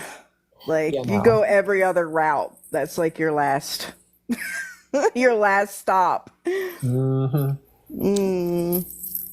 I got all kinds of waters in there. I used But to sell girl, a I'm gonna bunch have of to text dirts you. too. I'm gonna have to text you in private because a spiritualist needs help, and I don't want to text my godfather because he's in Brazil and he's asleep right now, and our schedules are messed up. But I need help with like a working. I already did something. It's revolving. I'll tell you in private. Okay. But I I can think prove. for me, because that's why I got here. I was like, okay, let me see who I can text because I have a lot of like spiritualist mutuals. But somebody was telling me text you. I don't know what that's about. You might not. You might know what's up. I don't. If I It's can help, I can help. If I can't, I can't. not a love spell, sadly. Those are my favorite to do. I love love spells. They're so fun. We don't even do love work over here because I'm too good at it, and people just can't afford it. I'm like, you literally cannot afford me to do love Mm. work for you because I hate doing it. I hate it with a passion. If I'm gonna do it, it's gonna cost a lot. Whenever I would do love spells, it would normally be with Mexican magic, but since I'm now in Kimbanda, Kimbanda takes less of a toll. And I feel like you might be able to relate. Ever since we get initiated in these like closed practices and we get to have these spirits help us with the working, the energy that we use is so much less in those practices than when we are doing our like, folk magic and whatnot, because that's mostly our energy and our ancestors. While when we have the spirits helping us specifically in those close practices, it's like they do like 90% of the work for you. And it's like, oh, I feel good after this working. I'm not tired and drained all day. It depends. It depends on what It you're does. It doing. does depend. But for the most part, like if I'm doing a simple protection or a simple abundance, I'm not drained. Well, yeah, if it comes to feeding and stuff like that, that shit exhausts me. That's Like something it else. just drains the shit out of me when it comes down to doing shit like that. But like once you get through that, like yeah, the energy suck is not that bad. And then whenever you want to get mounted, oh my gosh. So it's always out of nowhere when you're like, I don't want to get mounted today, and then they mount. And you're like, this is the one day I didn't want to get mounted. My hair's not I'm done. not I'm a not big dressed. mounter. It's happened to me a couple times. The first time it happened, I was in the basement at my godparents' house, and we were doing ceremony, and something popped off Mm. with my madrina, and I just know shit was popping off. My padrino looked at me and he's like, hand me the holy water. And I remember reaching down, getting the holy water and handing it to him. And the next thing I knew, I was standing upstairs in the kitchen at the sink. And I'm like, what? Like, why am I up here? How did I get here? The feeling when you feel like a mount is about to happen is probably my least favorite feeling in the world. I've never had a feeling that I could describe that I loathe more than that feeling. But getting mounted itself, like when they're in you, it's okay because 9 times out of 10 we don't remember it or we don't even know what we're doing. Oh, I ain't gonna But remember the it. feeling before, ugh, I hate it. I hate it so much. I feel like I'm gonna vomit. I feel like I'm gonna pass out or have a heart attack. It's so scary. I'm pretty good at shaking it off. Like if I Really. feel it coming, I'm like, get the fuck off. Like I'm pretty good at shaking it off. Sometimes not so much. Like the last misa we did, apparently I got mounted and cleansed somebody, and I was like, oh, I didn't hear about it for like hours after the misa, and the Hmm. person had already left. The person that I cleansed, that was their first misa, Oh and they wow. had no idea. They thought they were being punished for something or something. Anyway, and like apparently everybody tried to explain what was happening, but she wasn't buying it. She took off. I didn't even know what happened until after she left. So like I didn't even get a chance to like explain or say anything because I didn't even know what happened. But it doesn't happen a whole lot with me. Hmm. Maybe because we're both two different practices. In Kimbanda, we 90% of the time are getting mounted, so it's kind of scary. But I with think you, it at least, really it seems highly like you're able to depends on like. the person.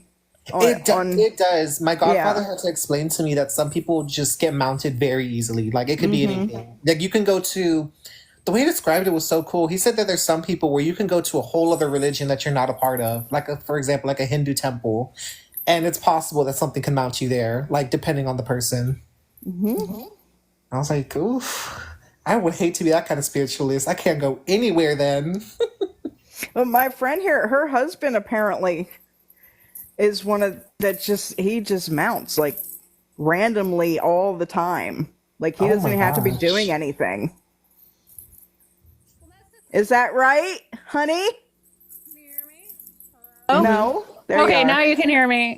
I think it depends, and I won't claim like to be an expert by any means, but there's definitely times when I've had experiences when a spirit came in, and like the coming in of the spirit was so subtle, I didn't even know that it happened. Like the coming and going, like I didn't even know it transpired until I was having a conversation with somebody else later. They're like, oh yeah, this happened and that happened and you did this and you did that. I'm like, huh? Like I wasn't even aware it happened. And I know other times, and I won't say it happens to me frequently, but it happens to my husband frequently. And then I'm taking care of and trying to figure out whatever is there, being like, okay, so now this is going on and you need water. And, a lot of times it's just a matter of sitting there and being quiet until whatever comes and goes. And it probably depends. Like I said, I'm not a expert by any means. I'm not pretending to be like Master Caballo or, like of the spirit, like, no, but not by any means. But, and then I think like the other thing that people don't talk about a lot is partial possession, where the spirit is driving, but you have a level of consciousness. And like, I think that actually happens more frequently than full possession. And the spirit's living through you. And whether it's an attachment or tradition spirit or whatever. And it's like, I think people lose control of their own faculties and don't even understand what's going on, but have some awareness. I agree. I think that gets a little more complicated in some regards, because I think the full possession where you don't know what's happening generally is probably within ceremony and with other people around and priests around, and so there's a little bit more containment for it. But like, why is the spirit coming and how do you manage it? And like, I think a lot of like mysticism and over dramatization goes on around possession. Like, it doesn't necessarily need to be a big drama or production or even always that helpful, to be honest. And so I think we over romanticize what possession actually means and the spiritual results it can actually bring. Like, sometimes the spirit just comes and it goes and that's what happens. And like, okay. And sometimes it can fill us with energy and heal us and heal other people and do amazing things. And so I think part of being a spiritualist is learning to balance and manage and work with those different energies, like how they come and go. Like, can I say, like, so she was at my house one time with her husband. Her husband's a drummer, and he was drumming here in my room. And what he just like went out. He just like he just went limp and went out, and I didn't really understand what was happening right away. I followed her lead, and she just kind of sat there. Like, you could hear a pin drop. We were just silent. I think she might have been praying. I started adding some prayers silently, and then like he just kind of came out of, like, nothing was said, nothing was done. He was just like in and out.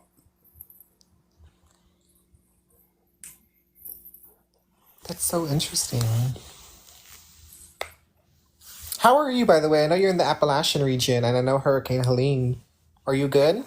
I'm from Appalachians, but I am actually living in Mississippi. I've been here for 5 years. Okay, now. good. So you're good, right? You're good. You did it past you. How's your family over there, if you have any that are still out there? Yeah, they're fine. I'm from Pennsylvania. So, like, Do you have Pennsylvania Dutch? I am 100%, well, not 100%, about 85% Pennsylvania Dutch. Oh, period.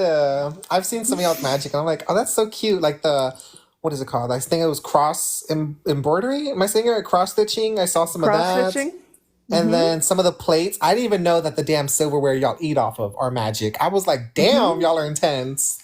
Caught me off guard. I do all that. I was like, what? That's so cute. It really is cute. Like I saw like it was like a bird. It was like two birds I saw and a wheel. They're called distal finks. Distal things. What is that? They're actually goldfinches, Okay. but we call them distal finks. Too cute. It's because it's German. Pennsylvania Dutch is actually German. Because when we landed in Pennsylvania and we were coming off the boats and people were like, "Where are you from?" we would say Deutsch, Deutschland, and they didn't understand what Deutsch was, so they called us Dutch. So we're Pennsylvania German, but yeah, we do all that. So distal fink came about because it's a goldfinch. Goldfinches eat thistle. So goldfinch became thistlefinch, which became distal fink in Pennsylvania Dutch. Okay, historian. No, it's very cute. I like that story. I know a little of this, little of that. Just a little, not too much. No. Oh, fuck. I've been trying to steer clear of all the witch talk drama. Me too. No, literally, I'm normally always in it, but this time it doesn't have to involve me, and I'm like, okay, period. It's not got nothing to do with me this time. You ain't gotta tell me twice. Let me stay my ass out of it. I'm not helping any side. Oh, it is so fun to watch those sometimes. It's really entertaining. Girl, they had me apologize in front of everybody. That shit was like, oh my god. I felt like this was so unserious. Were you sincere though? I was sincere. No, I was sincere. Don't get me wrong. I was sincere. But at the same time, I was like, this is so unserious. Like, this is TikTok. Like, I close this app. I can delete this app. No one will ever know me in real life. No one will recognize me in real life. Do you know what I mean? Like, very unserious. Well, that's the thing, because a lot of times this shit has gone too far. And Very. I heard earlier somewhere tonight that like people are getting swatted. People are getting animal control called on them, cops called on them, like all kinds of stuff. I was like, I thought we're witches. I thought we'd throw. Why are we doing the most now? What happened? Exactly. And it kills me when everybody gets on this app and is like, lawyer up. I'm lawyered up. I'm like, no, you ain't. Because if you was really lawyered up, the first thing a lawyer would tell you is shut your fucking mouth and quit doing TikTok videos. Like, First literally. things first, if you really had lawyers like that, you wouldn't even be posting shit. You would just have your lawyer go handle it. You would just send something to their house immediately. You wouldn't even talk about it. You'd post about your day. But yeah. Come on, keep trying, girl. I can barely hear you. One thing if you had spirits, like your spirits would tell you to shut your mouth. That too. Some of these witches, I'm gonna just say this. Some of these witches have parasites that they just don't want to acknowledge are parasites. That I'm over part. here seeing y'all give offerings. Here's my thing. And tell me what your opinion is, Munu, because I love your brain. I literally love your brain. Me and you have got into arguments on TikTok Live, I'm not gonna lie. But I love your brain at the end of the day. Honey, you're confusing me with somebody else. We've never gotten an argument. I think ours was about love spells versus domination, but it wasn't really an argument. It was more like we got different. I didn't consider. Hold on, Eros. Yeah, I didn't. Stop it. I never considered that an argument. I'm different. I would say anything's an argument. You could say, "Oh, my favorite fucking flavor is vanilla." No, it's not. Your favorite flavor is chocolate. Don't lie to me. Like, don't piss me off. Stop arguing with me. Hold on, Eros, stop. But like I was gonna say, this is something that I was thinking and I was looking at the other day. Is I see a lot of these witches on here giving these huge, beautiful offerings to their spiritual team, yet they're still in the same tax bracket as 5 years before. They're financially struggling, broken homes, house catching on fire, all this bad luck. And I'm over here like, is that spiritual team helping you? Because I don't think that's helping you at all. And I don't think that's the spirit that you think it is. And I'm going to just leave it at that. That fucking part. Because I'm like, there is no way I just saw you do these beautiful. And you've seen them too on TikTok. You're like, that's a beautiful altar. And then you check up on them 2 months later. You're like, damn, girl. What do you mean you're homeless? What happened? Like, People front so much on this fucking app, man. And the thing that kills me is they're still doing readings and work for people. Your clock it. situation is like that, and you're still putting your energy on other people, taking That work, part. taking clients. That Like, come part. on. If you can't handle your own shit, how are you handling everybody else's shit? Let me clock real tea. Why do I see some people doing love spells yet they've been single for 10 plus years or they're divorced 8 plus times? I've been saying for 20 years, I started on YouTube and other fucking apps. I'm going to say it on this one. Do not go to a worker who doesn't have what you want. If you're looking for love and they've been single for 10 years, don't have them do love work for you. If you want money and they always broke, don't have them do money work for you. No, we can't hear you. Kind of. Okay, hello. Okay, it came through. Jesus. Praise baby Jesus. The thing is like, let's say hypothetically, they're working with the spirits they say they're working with. If I'm working with one spirit 2 years, 3 years, and I'm not having any results, why do I keep going back?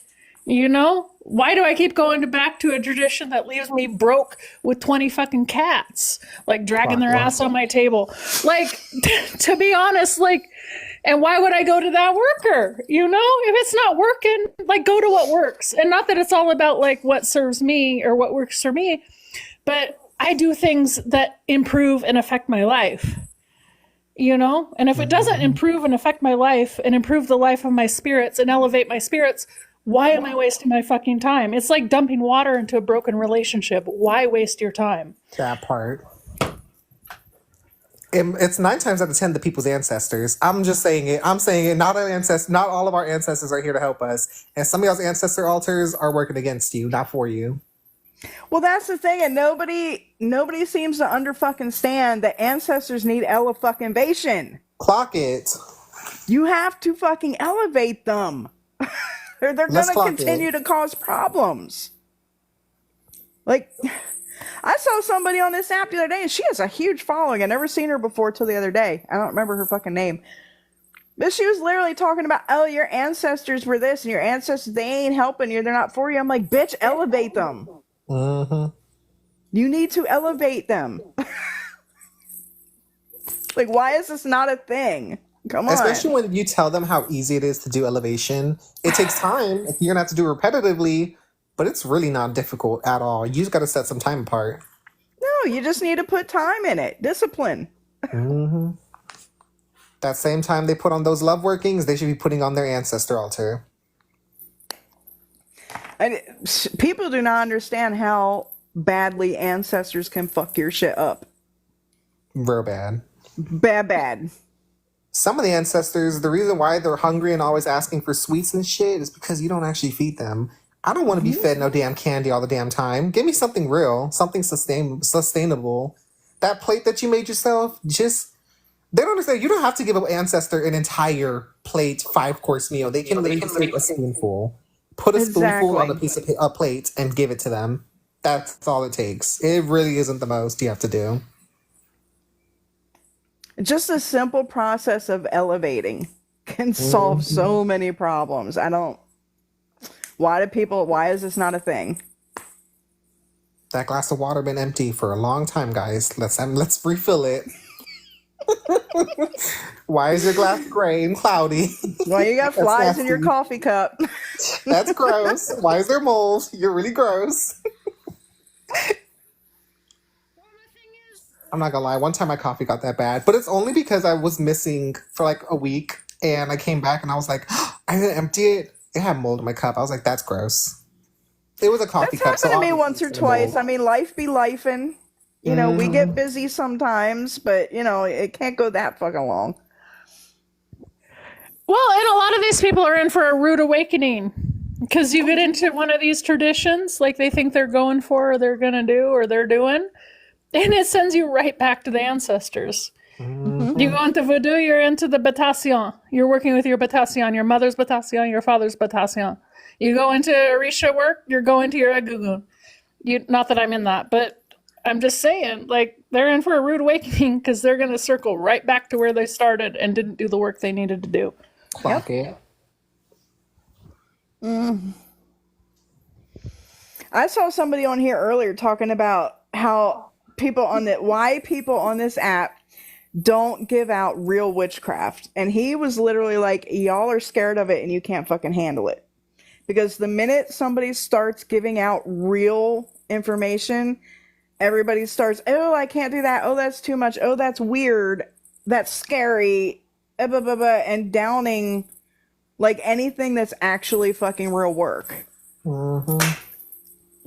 Write your wish on this bay leaf 7 times and burn it. Girl, shut up. Give me a fucking Dude, cup. literally, that's what he was talking about. He said he did a video. I never seen him before today either, but he had a pretty big following. He did a video the other day about how to charm people with your speech, with your words, right? Make your words elegant and charming and da-da-da-da. He said it was literally take a bay leaf and put honey and cinnamon on it and eat it. Sounds fucking good to me. And apparently his video had so many negative comments of people saying bay leaves were toxic. Bay leaves are poisonous. Bay leaves will kill you if you eat one. It'll tear your throat up if you eat it. It'll pierce your stomach lining when you eat. Like, it was, he was like, y'all want real shit. Yeah. Like, fucking do the real shit. Y'all think it's weird or scary. And I don't know. But then there's the whole thing of don't cast pearls before swine, too. That was so unserious what you just said. I can't take nobody on this app seriously anymore. You can't eat a bay leaf. You technically can. I mean, it's not going to taste good, don't get me wrong, but you really can. One little bay leaf won't hurt you. And like, yeah, they're rough. Like, you might have to chew on that shit for 30 minutes, but you know, hey. I wouldn't eat it like he would. I would probably just put it in a tea. And then maybe the honey, and then just chug it. But, I mean, shit, his is faster. You don't got to wash dishes, so I don't see why not. But, yo, I'm not gonna lie, bay leaf kind of sounds gross to eat. Because I just know that flavor's bitter. Yeah, but, I mean, we got to do that shit sometimes. Sometimes shit's got to go. You know, I've been working on getting my dreams more clear and better communication. I got to sit down before bed and drink a fucking cup of basil tea. Oof. I mean, straight basil tea, no sweetener, no nothing. Oof. You got to take your medicine if you want to have the fucking results. You know what I'm saying? I mean, if you're in Palo, well, let's talk about the fucking chamba. Okay. I mean, take your fucking medicine, you know? Y'all can't eat a fucking bay leaf. Some of the witchcraft I've seen on here, I'm like, how do you have this following? You ever, like, I'm not even trying to be envious, but I'm like, there's no way you're preaching to these people and they genuinely take everything you say for granted. Because I've seen some people where they're like, oh, this is my candle spell, and I only see like one herb and one candle, and I'm like, that's not going to get you very far. I can promise you that. It'll probably do one thing for half a second. I see people on live concocting oils for clients. On live. No herbs, purely essential oils, nary a candle lit, nary a prayer, nary a nothing. Make the oil, put it in the little bottle, throw it in a shipping package, and put a fucking label on it. Ugh. They're sending that shit to people as magical oils. And people are buying it. The fuck is that? And magic oils have been one of my favorite things to do because I've been moving around a lot and a lot of space is not really available to me. So rather than bringing all my herbs with me, baby, them oils, that's all you really need. But for people to be over here just doing essential oils calling a day, you still got to have something macerated. Something got to be brewed. Like we were talking earlier, like oils I make, some of that shit got to sit for a year. With certain spirits, with fucking prayers every day. Some of that shit got to be buried in certain places for a certain period of time. Like, I don't know what Especially people if are you're doing using out like here. roots and barks. That takes a long time for the stuff to even extract, let alone be used in magic. I don't know what people are doing out here. Me and you both. That's why I'm just sitting back and observing, because I'm like, yikes. I see a few creators on here doing some real good shit. There's one guy. What is his name? Papa something. Papa He's a Fenwa? no, he's a hoodoo guy. But he gives out some real deal, like some real good shit. I saw one earlier where he was telling people, like, "Oh, y'all want cord cuttings?" He's like, "We call it cut and clear, and you're gonna use a knife." That's real. Like you're literally cutting shit off of you. You're not doing a fucking candle with a string tied on it. Like, Mind you, they don't even cut the fucking string. That makes me so annoyed every time I see those videos. You gotta cut the string. Cut it. That makes me so, like, I don't even think you understand how mad I am. And I'm like, first of all, that comes out of mostly POC practices. And if it's not POC, some form of scissors or knife work will be used to cut the damn thing. But you just letting the candles burn on 2 chime candles with salt? Baby, where is this going? salt. Can we I'm talk sick of about the salt. fucking salt? No, I don't. I'm sick of salt. I'm sick of it. I'm sick of it. I saw this girl put in her money pouch salt, bay leaf, and cinnamon. Baby, that's not going to go anywhere. That's not going to do shit. I did a whole fucking video on that shit. Literally every fucking thing. What are you talking about, Jello? Literally every fucking thing I see on this app has fucking a circle of salt, a pile of salt, everybody throwing salt on shit. I'm like, you all realize that's why your shit ain't working right? What the fuck does salt do? All it does is remove the spirit, baby. You're doing spiritual work with no spirit, so you're just doing Exactly. Exactly. And it's also a protective and an absorbent. So even if that work tried to go out just with your own fucking energy to manifest, that salt's gonna suck it the fuck up. The only time Hello? Oh, go ahead. Okay, so here's the deal. Like, one thing my husband always says is salt looks just like sugar. And so you always carry both. Like, in one pocket you have salt, one pocket you have sugar, right? Because you don't know what it is until you taste it. And they do Tell different him things. how he carries it though. No, I'm not telling this story. This is too much. Too much for TikTok today. So my old It's so man, funny. right? But he carries salt in one pocket and sugar in another pocket, and wherever he goes, right? But he bundles it up in the corner of fucking sandwich bags, right?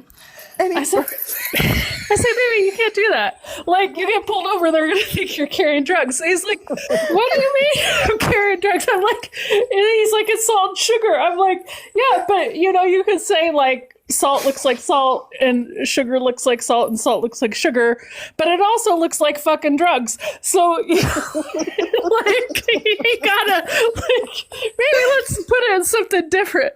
But the thing I was gonna say was all these people doing these cord cuttings, like, they all got themselves in the situation because they all like went fucking hog wild with their binding spells. They're all like, oh, I'm binding this person, I'm binding that person, and then they have to do all these fucking cord cuttings or whatever they're really actually doing. It's like, bitch, you got yourself in this situation. You just fucked it. I just saw a girl do this spell, and Munu, and you too, Grand, let me know if y'all have ever heard of this or if this is even possible, because I'm standing 10 toes down. That's not a thing. This girl said you can bind yourself to abundance. And I literally went, what? It, like... like... people be binding way too much. And that's the thing, and I've been saying it, shouting it for years. When you bind something, you have to bind it to something. It's not like everybody thinks it's the craft. I bind you, Nancy, from doing harm. That's not what a fucking binding is. When you're binding something, you're binding it to something. And if you don't specify, it's binding to you. You are the fucking thing it is bound to. So you think you're binding somebody from doing harm. What you're doing is binding that person to your fucking ass. Ooh, my ear. My ear just started ringing. I think Spirit said, let's clock it. Oh.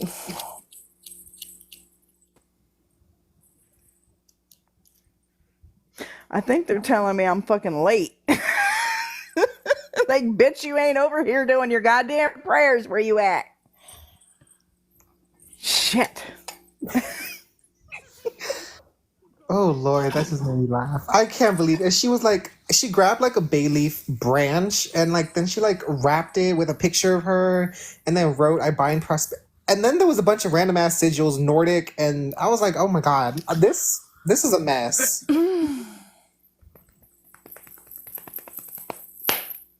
I have my own opinions on Norse magic, but that's neither here nor there.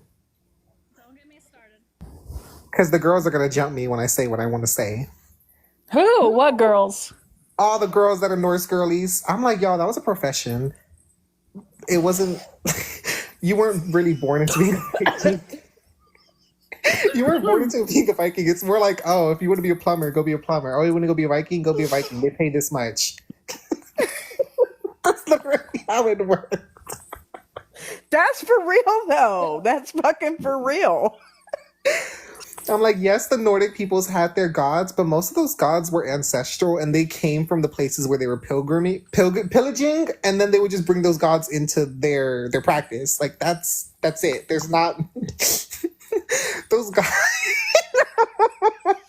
I see people doing too much with the Norse and the runes and the thing. I see people that shouldn't even be doing that, like Cubans, and like doing that shit. And I'm like, that's not your shit. Like, why are you doing that? Like, you got good shit. Why are you doing that shit? Like, why? That's me with some Mexicans. I saw some Mexicans doing some magic where I'm like, girl, what are you doing? This is not our practice. Like, stop saying like this right now. Hello. Okay, there. Yeah, I'm there. Okay. The thing is that people don't understand is a lot of the Nordic magic, one, is reinvented. It's not based on anything that actually ever existed. And two, is co-opted by a bunch of fucking white supremacists and like perpetuates white supremacy and white supremacist ideals. And they're all like thinking they're rocking the fucking pagan high life. It's like, no, dude, you're with a bunch of criminals that practice asatru in fucking prison. Like, this is who's leading this movement, you know? Mm-hmm. And there was a lot of colonization and pillaging and raping that went on, you know? And this is what you want to emulate and call your spirituality? And it's not actually based in any real tradition or practice. I'll go on about it all day. Nobody can say shit to me. But and the same thing with neo-shamanism. It's the same fucking thing. It's just this idea... What about Siberian shamanism? Oh, I know who you're talking about. Yeah, you're messy. You're messy. Mona, you are so messy and funny for that. I know who you're... I cannot. Mona, I love you for that. I was thinking that the entire time, but no one mentioned it. Like, no one has said anything about that. And I'm like, guys... Oh, it has been said. Really? About it? Because I'm like, that's not... Is that your place? I'll let her take this one because she actually knows something about that. If she ever can get her mic working. Come on. Hello? There Okay, there I am. Okay. So,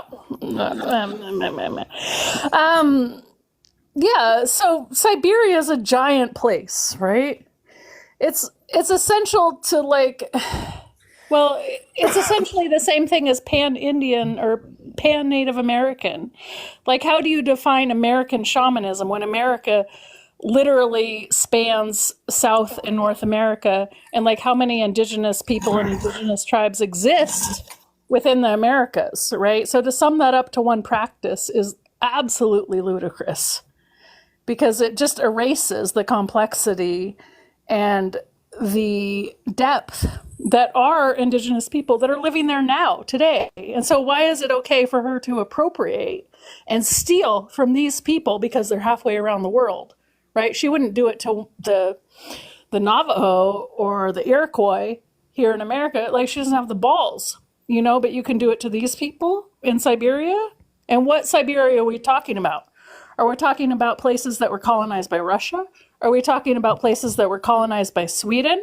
Are we talking about people that are, you know, of Asian descent in Korea or Mongolia? Mongolian. Mm-hmm. Right. Like, what does that even mean? It doesn't mean anything. It's just pan shamanism, which is like the epitome and the definition of appropriation and colonization. Clock that T. So why is that okay? You just clocked it so bad. Careful, girl. She might be lurking.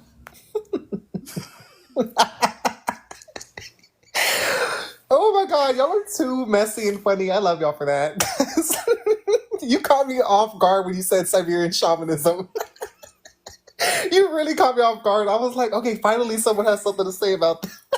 I have eyeballs. I see. I just don't get involved in anything. Me right now, I'm like, I peeped it, but I was hoping someone else said it. Oh my God. She actually has people that go back to lands in Siberia. Like, she kind of went off a little bit on it. That's literally the same thing like saying African shamanism. What fucking part of Africa?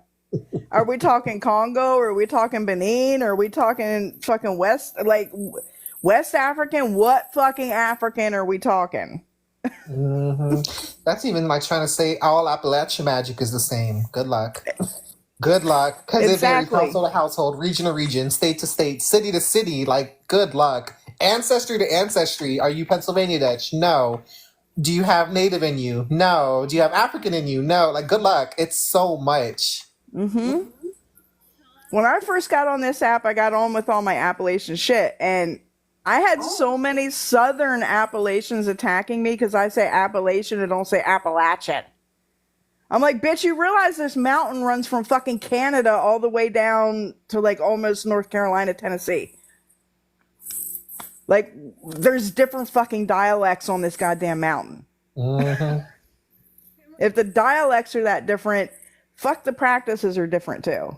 I mean, a lot of it's similar, but it's going to vary from north to south, from state to state, from if your ancestors were Celtic, Scottish, Irish, Pennsylvania Dutch. Like, it's going to fucking vary. Hello, can you hear me again? Hello? Kind Keep of. coming. Keep trying. No. Come on, you can do it. Help her, help her. Hello. Okay, there I am. Okay. Well, let's talk about the difference between ancestry and culture and education within that culture and acceptance. It's not the same thing, right? Like, I can have specific ancestry and get my DNA test, right? It doesn't mean anything unless I have direct family links and direct cultural links to that practice. Does that mean maybe some of my ancestors I could work with and could call me into a practice and I could seek out somebody that has the information and the knowledge that's willing to train me and teach me and have a connection to those spirits that I could build? Yeah, maybe, but it doesn't give me the right. It doesn't give me automatic entrance into any fucking practice, whether I'm Native American, whether I have African ancestry, Chinese ancestry, Sami ancestry, whatever it is. It doesn't give you an automatic right. Should you venerate those ancestors? Know them? Know your complete family history? Absolutely yes. But that's different than giving you the right to culturally appropriate and claim something and say that it's yours without any training or cultural connection, period. People do not understand the difference between ethnicity and culture. Culture is what you are born and raised around and in. So, like, any of us born here, we're fucking American culture. Some of us have folk traditions that were passed to us. In the South, it's going to be like Southern root work folk magic, hoodoo, stuff like that. Up north, it's going to be Appalachian folk magic. It's going to be this and that. That's your culture. My culture is Pennsylvania Dutch. I was raised in it and around it. If I was Pennsylvania Dutch and I was taken to California when I was a fucking baby and was never around Pennsylvania Dutch culture, I can't say I'm an expert on Pennsylvania Dutch culture and I can do this shit, because culture is what you're raised in and around. It's not your fucking ethnicity or your DNA. Period. At. At. Let me put it in the comments because it. At. Like I was telling her the other night, when it comes to Africans and African traditions, actual Africans do not see African Americans as Africans. They don't see Afro-Cuban as Africans. They don't see any Africans that were distributed through the diaspora as Africans.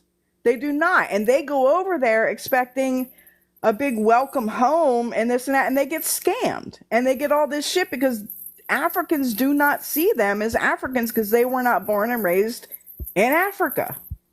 I think the best way to explain that is like Liberia, where when Liberia was opened, all the African Americans here went there and they ended up getting into war with the Native Africans, and it was this whole thing. And now the Liberians obviously have their own culture, but at the time, I mean, it was literally American Black culture clashing with traditional African culture at the time. And unironically, somehow the Black Americans, y'all are loving it because I have a major in history. I just graduated.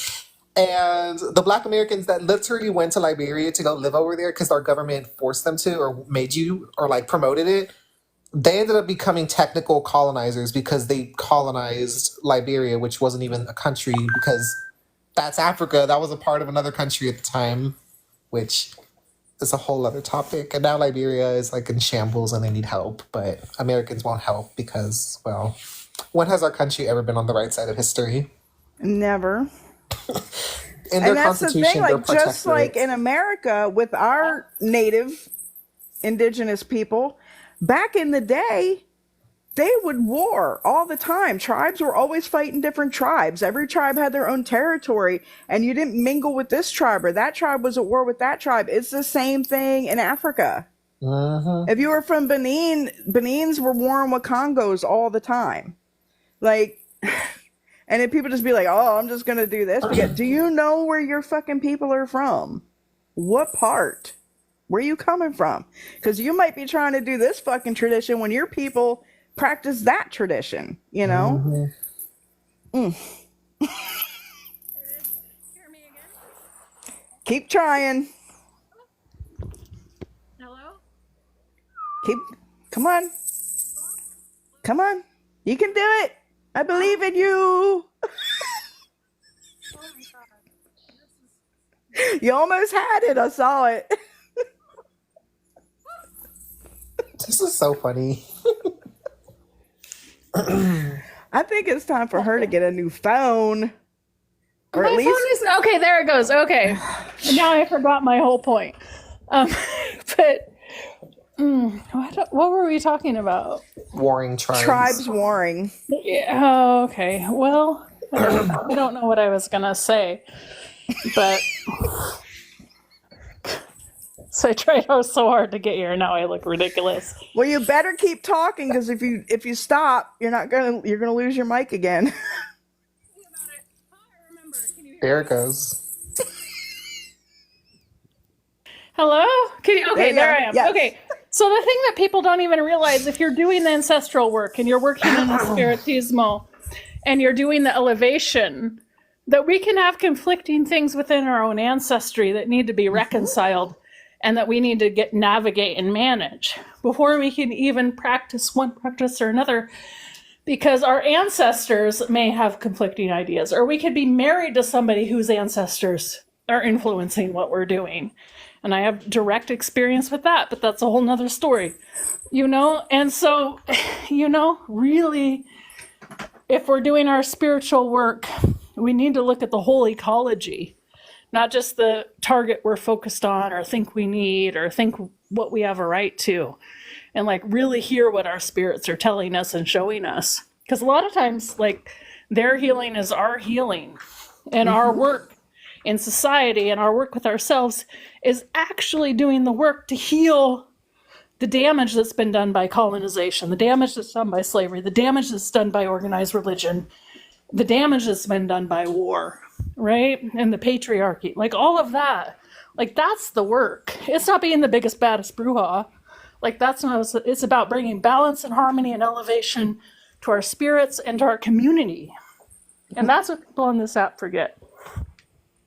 That fucking part, girl. That fucking part. Yeah, I've had African American clients come to me, and you know, in their fucking ancestry, they have an ancestor that was raped by fucking massa. You know, so like they're both there, and they fucking fighting. Like this one's fucking shit up. This, you know what I mean? Like that is a fucking big issue that people just gloss over all the time.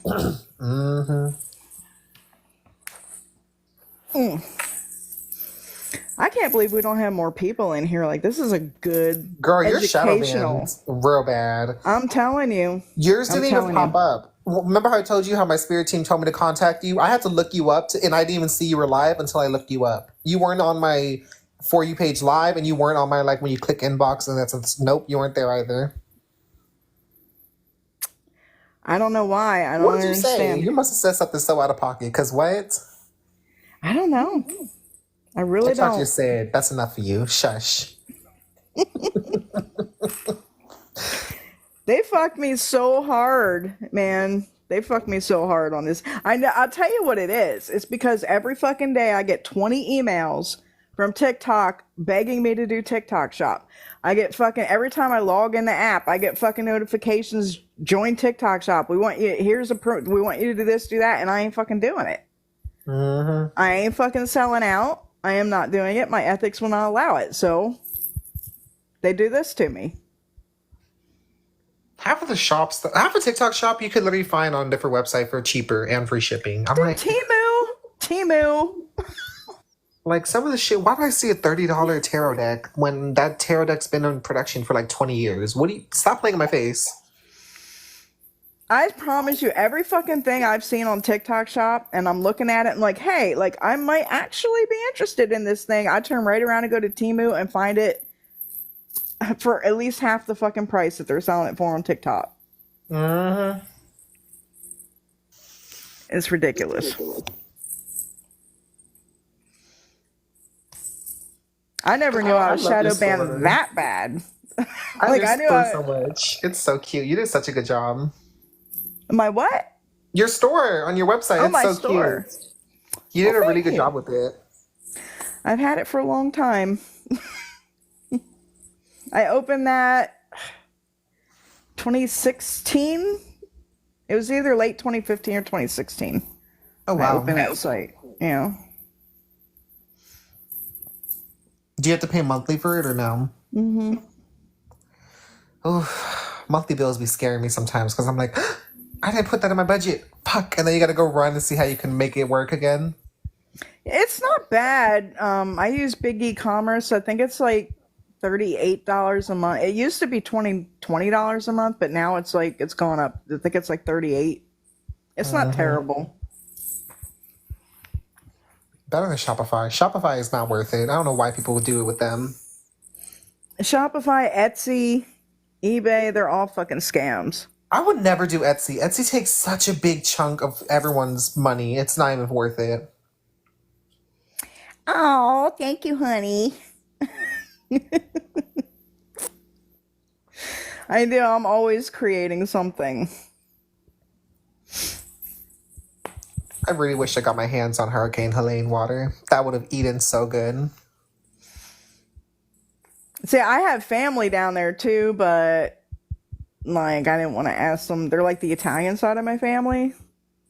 Oh, So no, I didn't want to be like, oh, put a fucking bucket out for me. Send me some water. Because that's like a literal historical hurricane, and that water would definitely do some work. Yep. I mean, Ida was pretty bad. Ida was a Cat 4. So, like, I definitely got that fucking... It was my first hurricane when I moved to the south. I was like, now I got my southern card. I've been through a major fucking hurricane.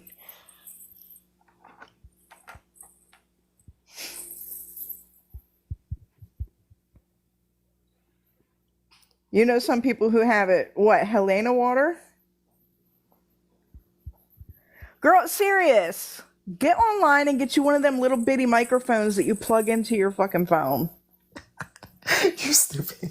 The fuzzy mics. The little bit, or that, like the little bitty baby ones. Like, I had one around here. I'll fucking send it to your ass. Shit. I have never had anybody on a live where their shit does that, what hers does. Like, I don't understand. I've never seen it either. Yeah. I know you want to say something. Come on. I believe in you.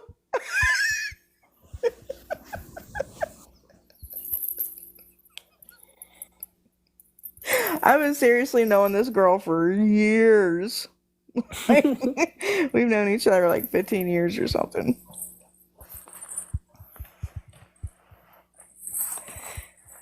Come on, girl. I can hear you tappity tipping. Can you hear me? See, nobody can hear me. There we go.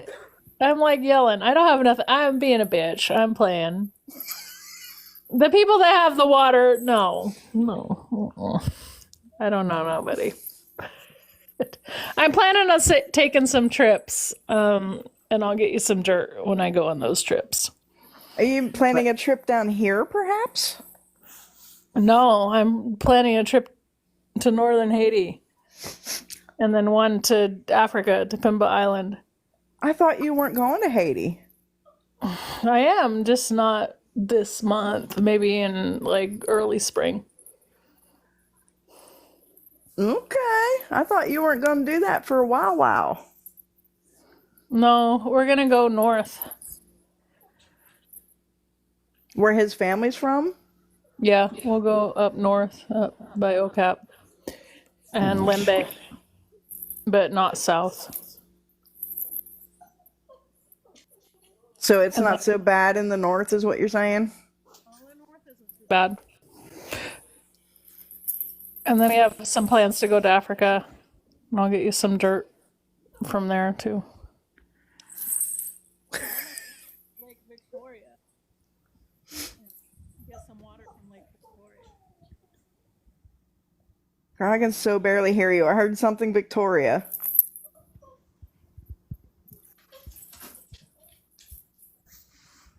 I can hear your dog better than I can hear you.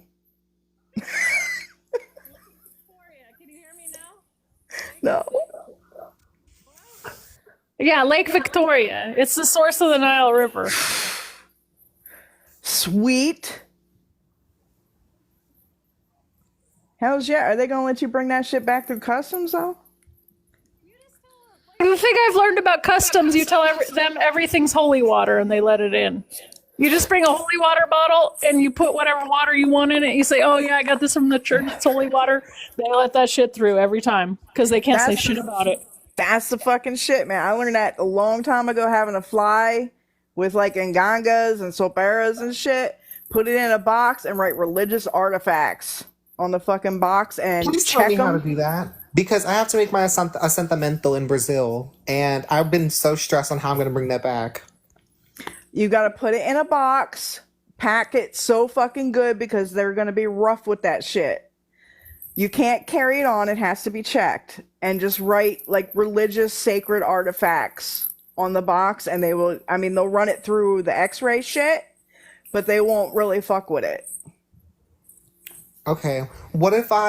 Is there a way I could even try mailing it, or would that not work either? Either way, it would still have to go through. You'd probably be safer with it on the plane. Okay. When I tell you I have clients in Mexico, and it's a 50-50 if they're going to get the things that I send them or not. Dang. No matter what I write on them. Through the mail. Like, that's, yeah. Yeah, you're better taking it with yourself. Like, you're better taking it and checking it. A better chance of it getting there. And they don't fuck with the religious stuff. And the reality is everybody at customs and like those TSA counters, like they know what's up. And they don't really give a fuck. My mom takes weed on the airplane all the time. I'm like, Mom, you can't smoke weed on the airplane. She's like, sure I can. I just take it in there. I take it in my carry-on. Nobody cares. I take it in the bathroom and I blow it in the toilet paper. I'm like, Mom, you can't do that. She says, what are they going to do? Arrest me? I say, yeah, that's exactly what they're going to do. She's like, I'd like to Your see him mom is try. so fucking cute. She's crazy, dude. But everybody at customs going into the Yucatan, going into Brazil, going into Haiti. Like, the thing is like, they don't fuck with you going out. They always fuck with you coming back. And at the major ports, they know what's up. If you're going into Miami, they don't care. But take it with you. Yeah, I wouldn't trust the mailing at all. I'll see what I can do. That's like what's been on. I'm stuttering. Like, that's how scared I am. Like, it's been on my mind so bad. I'm like, I cannot lose my sentimental. Like, not only is it expensive, it's like a pot. It's similar to Palo Pot. It's like there's no way I can get that done. And then they say no, and I don't want to be one of those foreigners who have them stuck in the home country they're made, because that's no. Like not in Brazil, like in Cuba, I've heard so many santeros say that their pots are stuck in Cuba, and I'm like, oh, that's my nightmare. No, thank you. Seriously, trust your spirits. Like, to bring that shit through. You know? Be doing work to get that shit through. I haven't flown internationally with items, but I have flown around the country with Ngangas and Luceros and Superos, and like, I've never had anybody fuck with shit if you just put religious, sacred religious artifacts on like, Sharpie it on the fucking box. But you gotta make sure that shit is packed good, because they don't give a, they be tossing shit. They don't care. That's what I was thinking. I was like, they might even have that shit upside down for 12 plus hours. You want to hire my mom? She'll take it for you. She's nobody's fucking with her. I'll tell you that.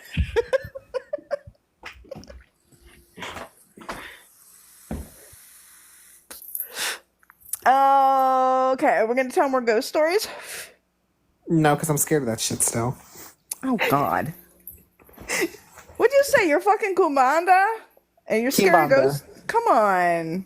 No, I'm not Kimbanda Luciferiana, which is like where you see the demons. We don't do that in my version, in ours, because I don't know. I'm like a low key. I don't really fuck with the demonology and all of that. I'm not gonna lie. I said it. I'm sorry. I really We don't. ain't talking about demons. We're talking about ghosts. In general, like, none of that shit. I don't fuck with any of that evil shit. But evil shit is just its nature. It's balanced, just like everything else. I had a demon that was stuck to my fucking tree in my yard because the people that owned the house before me made a fucking enemy. And she used to walk down this fucking alley and throw fucking witchcraft on this property all the fucking time. And let me tell you, the previous owners, the man went invalid. He couldn't walk. He couldn't feed himself. Hell, he could barely fucking talk. And his wife had lost her goddamn fucking mind. This woman was batshit fucking loony from all the shit that was on this fucking property over the years. Anyway, somehow a demon got attracted to this property because of the fucking witchcraft that's on the land. Because I found a bunch of it, but I haven't found it all. There's more that I haven't found. I know it's there. Anyway, it ate the fucking witchcraft. Like, it was attracted. It ate the fucking witchcraft, and then it got stuck in my yard because the witchcraft was tied to the tree. So it bound itself to the fucking tree in my yard. And when I tell you, it was freaking things. Like, my dogs were flipping the fuck out. They did not want to go in the backyard. My dog broke the fucking fence trying to get out of the backyard because it was just freaking everybody out. But when I tell you, after I looked at everything, it was not being evil. It was not being malicious. It was not doing anything but being trapped there. And just the energy of it was just like fucking shit up, but it wasn't actively being evil and malicious and doing things. It was just its nature. It was just its energy of what it is. And we need those things. Those are balance, you know? Mm-hmm. But I did finally get rid of it just because it was freaking my fucking animals and fucking my shit up. But it wasn't because it was actively being evil and trying to harm things. It's just what it is. It is what it is, you know? Everything exists for purpose and reason.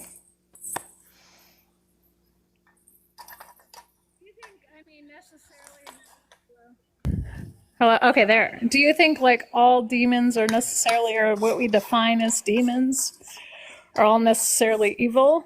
You know, because I don't necessarily think that. I think that a I lot don't of believe things that. get. As a historian, and let me correct myself. As a historian, I understand that demonolatry has its place, and some of them are actual gods that were pushed into demonolatry because, well, Christianity. However, modern demonolatry and the magical systems that they use aren't necessarily real. And I'm going to say this because historically speaking, we don't have a lot to go off of with their magical systems that we do have. And the magical systems that we do have historically only could be dated back to like the 1600s. And the practitioners of those fates, of that version of demonolatry, all ended up having horrible deaths, or it just didn't work. Like straight up, it just didn't work. So that's why I'm like, a lot of the magic I see here with the demons on here, them tricks the spirits, them kiombas. I'm just saying, careful, y'all. I mean, trickster spirits are a whole nother animal. They're not necessarily demons. I honestly, in my entire life, never really had to fuck with demons until I moved to Mississippi. This land down here is so fucked up.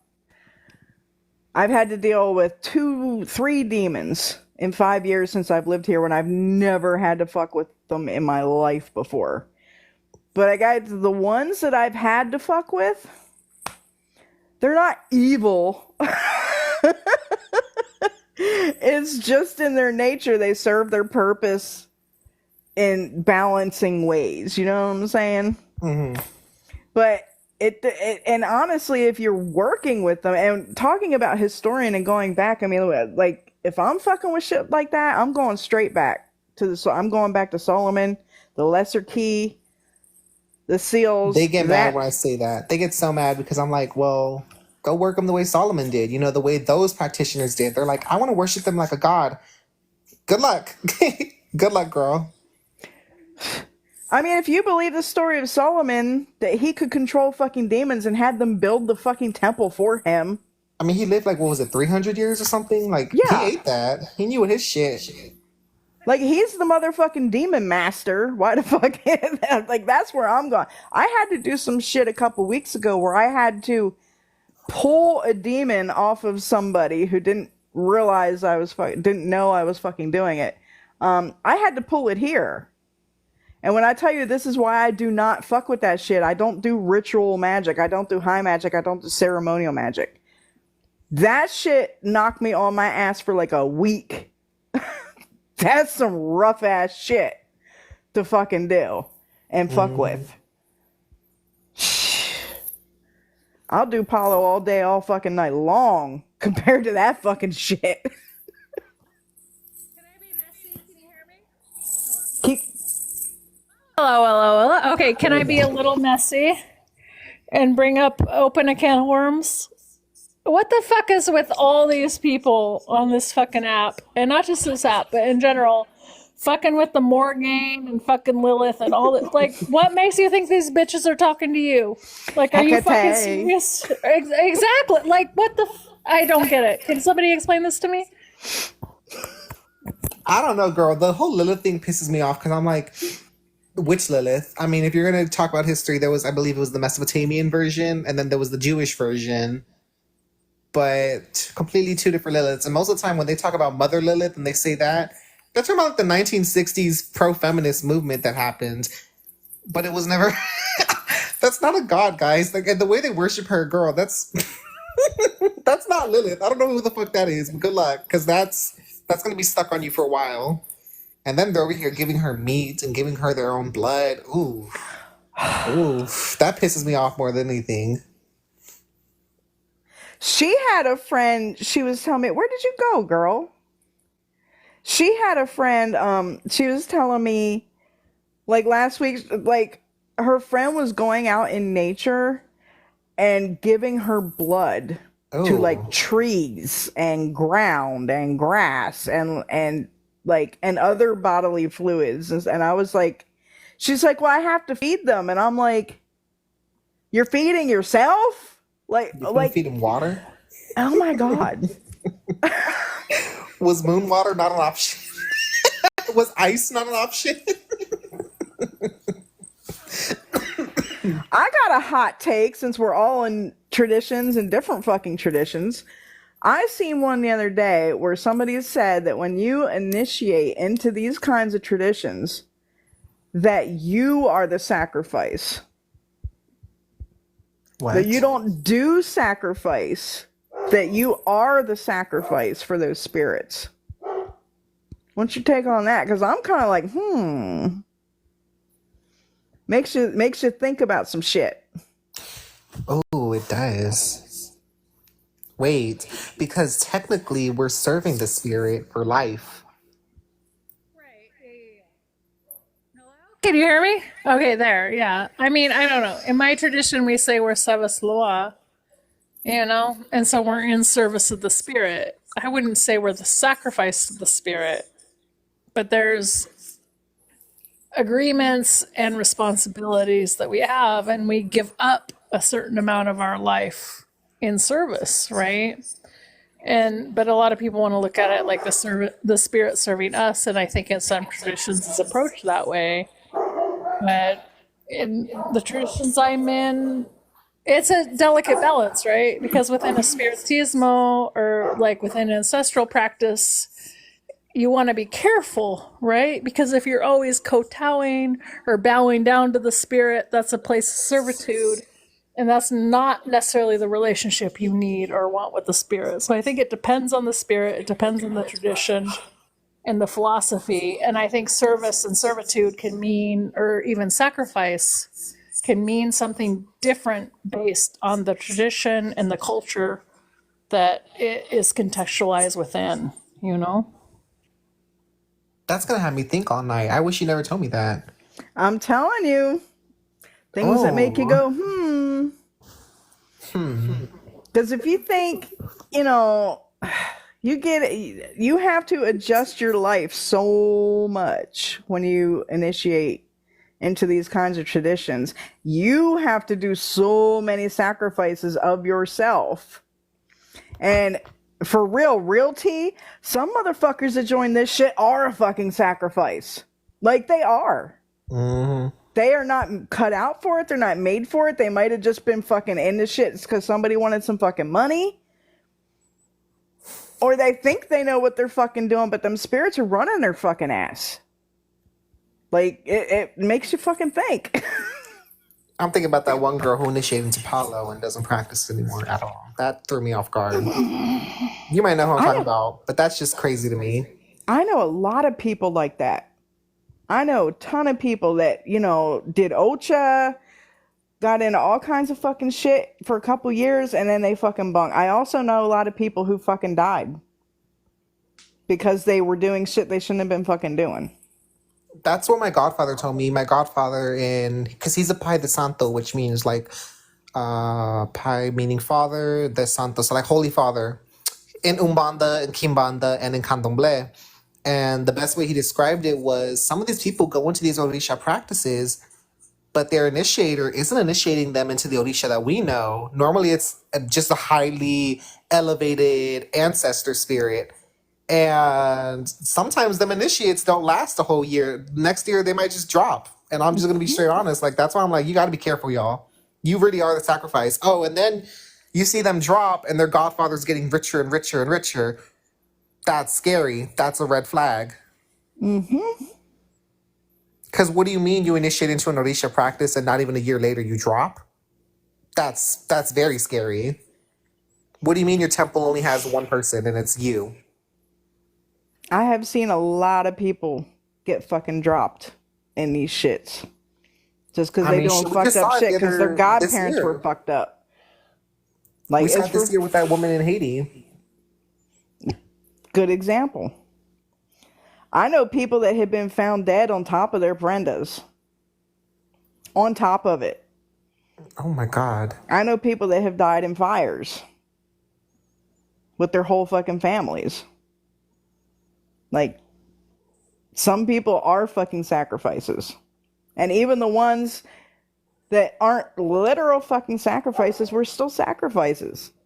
We're sacrificing so much of our life in service. Things that make you go, I'm gonna go get a drink real quick. I'll be right back. Y'all talk it up. You kind of clocked too with that. Now I'm scared. That was kind of scary. Almost there, babes. Almost there. Oh, no. There we go. Okay, hello. Don't be scared. I think some people choose to be the sacrifice, right? Because they're looking for the intensity, or they don't have connection with themselves, or they don't have connection with their spirits, and they forget what it's really about. I think a lot of people also don't filter who they want for a godparent because there's no way you didn't know your godfather was like that. Like, you have to have some conversations with this person who's going to be touching your head. Like, at one point, they're going to reveal their card, you know?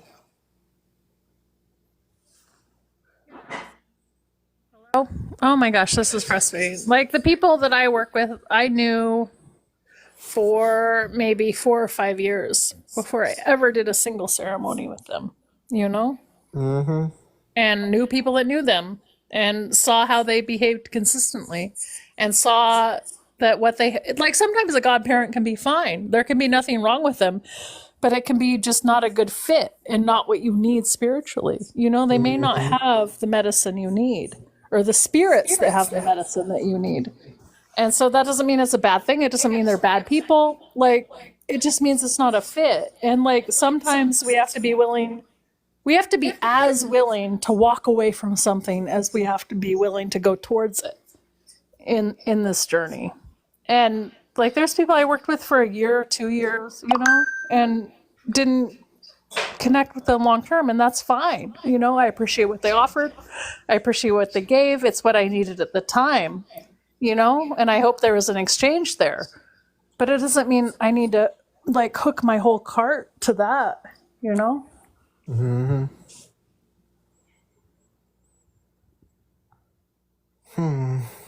Be scared, you know? That's really going to have me think.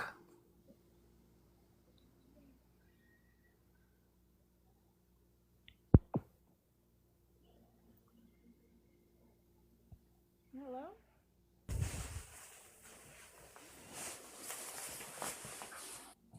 Hello? There you go. Okay. Yeah, I mean, that's the thing is, like, think about friendships you've had in your life and connections you've had to people, to jobs, to practices.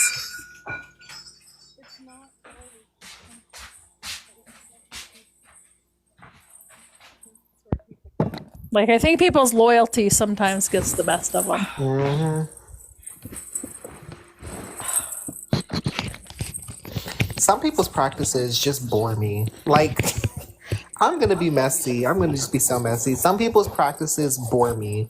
It literally just looks like a fucking spell that they got out of 1,001 spells of witches. Like, please, there's no way you're calling yourself a witch when I just see one ingredient in a candle. Like, it's not fun. It's boring. I mean, it's boring, but you know, a good espiritista don't even need any ingredients. You I'm need not a talking glass about of water I'm not talking about the and a candle. espiritistas, because baby, what Lucy y progreso, but I'm talking about like the modern day witches, the ones who aren't really in any of the practices like that. You're just like, ugh. Well, and I think that everything other have to involve creator a I seen candle? today had a fucking point. They're fucking scared. They're fucking scared of shit. You know? I can't find my goddamn lighter.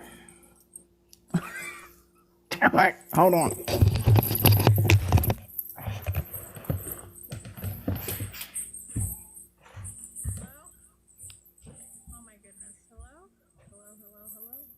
Hello? There we Oh, go. okay. Well, and I think, like, you like a lot of people put things out for show, right? And what you see. And like I think we need to remember to see with different eyes because 99.99% of what I do I never show. And I'm not on this app really. Like to be for real.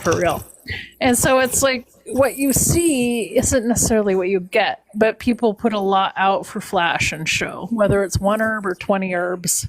And a lot of them are just copying what else they see. It's monkey see, monkey do, you know? And like if the smart ones don't show nothing, don't say nothing, don't like this is the most I've ever talked publicly, period. You know? And it's, you know, maybe it's boring, but for the people that can see and understand, they know where what they need rests. And it's not about entertainment or flash or show.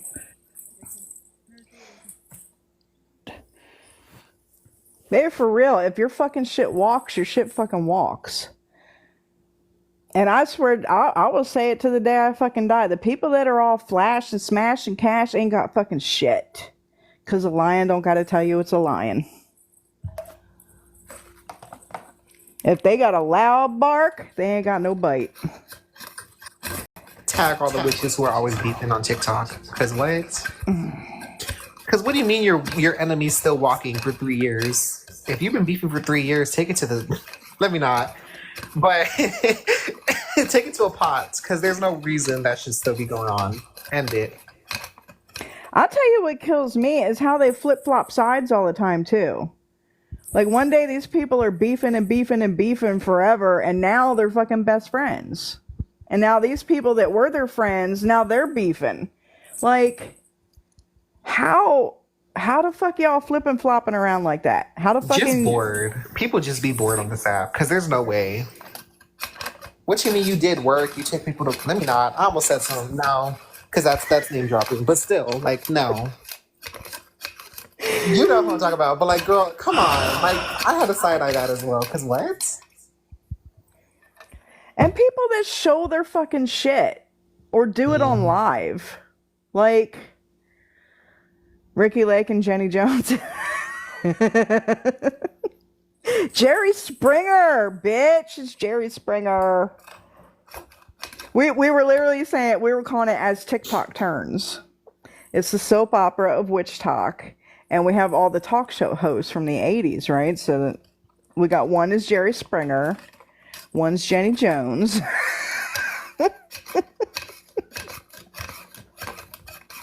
Because we don't need any kind of name droppings. Because this is a no drama channel.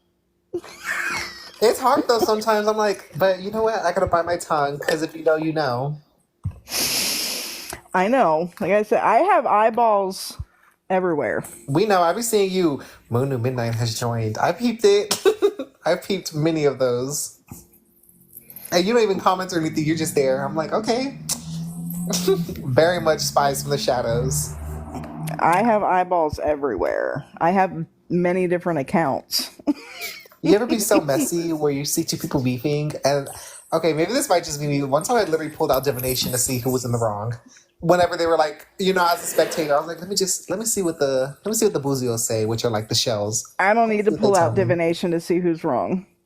I can see through people. I've been on people's fucking lives who were beefing, reading them, just watching the fucking live in the chat. I'd be like, this happened to you, you feel this way, and this is this. And they'll all be like, oh my God, you're so right. And they'll bust down fucking crying on the fucking live. I don't need a divine.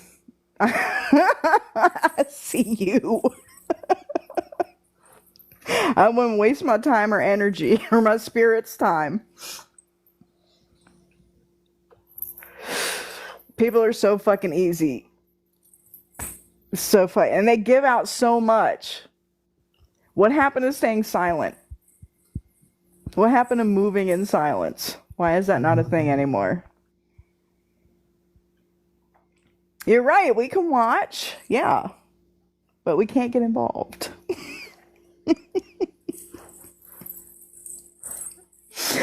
I'm buying you a baby mic for Christmas. Well, okay. The thing is they're all wrong and they're all messy. Every single. And so that's the thing. It's like, whatever. It's entertainment. It's bullshit, but it doesn't mean anything. And like people make this up, and what they do, their whole identity. It's like it's not that fucking serious. It's a fucking joke, really. At the end of the day, and yeah, like you can watch and make fun of it, but it's like whatever. At the end of the day, this does not affect my life. This does not define my spiritual practice. I do not need anybody on this app.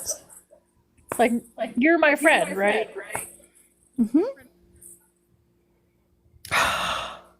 Come back. Come on.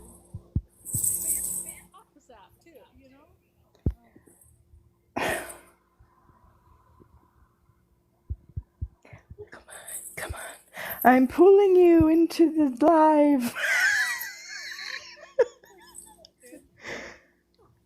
Hello. Okay, but you're my friend off this app too. This does not define me. And these people, this is their life. They have nothing to lose, and good for them. None of these people are spiritual. None of them. And the only spirits they got is the fucking trickster fuckers riding their fucking asses for attention and whatnot. None of them are fucking spiritual. And I tell you, if somebody's sitting on this fucking app on a fucking live for 15 fucking hours a day, they ain't fucking doing shit spiritually. Because we ain't got time for that shit. Especially the back of their neck. All I'm saying is I see a lot of people's shadows on the back of their neck, and I'm like, there's no way you're calling yourself a spiritualist when you have that black ass shadow on your neck. Come on. Well, it's that, and it's like, what the fuck was I gonna say? You can read right through them. Like, they were literally have abandonment issues. They have fucking trauma issues. They need attention all the or the spirit on them needs fucking attention all the fucking time. They have addiction fucking, like, if I'm watching your live, I can see right through fucking everything. I know why you're doing what you're doing. I know why you sit on this shit for 15 fucking hours a day causing drama. What I don't know is how the fuck everybody falls for it. I don't get that.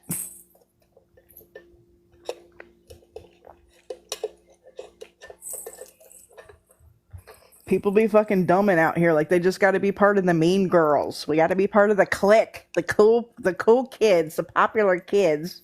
And then they be flopping sides all the fucking time. People I see on Witch Talk always causing drama had a whole class of fucking cronies a year ago, and now one of them with them today. They got a whole new fucking class of fucking cronies following them, standing up for them, doing it. Like, why? How? And that's where the abandonment issues come in. Every fucking person you had abandoned you. You got these fucking people, they're gonna abandon you too. Fucking fix your shit. Quit sitting on here doing fucking $65 goddamn 3-card fucking tarot readings for people. 15 hours a day. That's another thing I never understood, where people are like, oh, I charge by the amount of cards I pull. I pull until my spirits tell me that's enough cards. I don't know how they only do 3 cards and call it a day. What? I don't even, dude, for my whole fucking life, I never read cards. Ever. Within the last 2 years, I have been trained in a system of card reading. I read the whole fucking deck. I do a grand tableau. No, grand tableau. What? You're old school. That's mostly, I've only seen that really in the Dominican Republic, where I see people pull out the cards and they go one by one. No, I lay them out in a fucking spread, the whole fucking deck. If you come get a reading from me, you're getting a 38 card fucking read. I'm reading the whole fucking deck. I don't do this single card pull, fucking 3 card pull, blah blah blah bullshit. $65, please. Fuck it. I don't even charge that much. I read the whole fucking deck. I don't charge that much. Like, come on. Now, when I read John Malongo, or we're doing something like that, yeah, they're gonna go up to like 121 for a fucking rating. But for cards, no. The person that trained me don't fucking charge that shit. Like, come on. Almost. Keep going.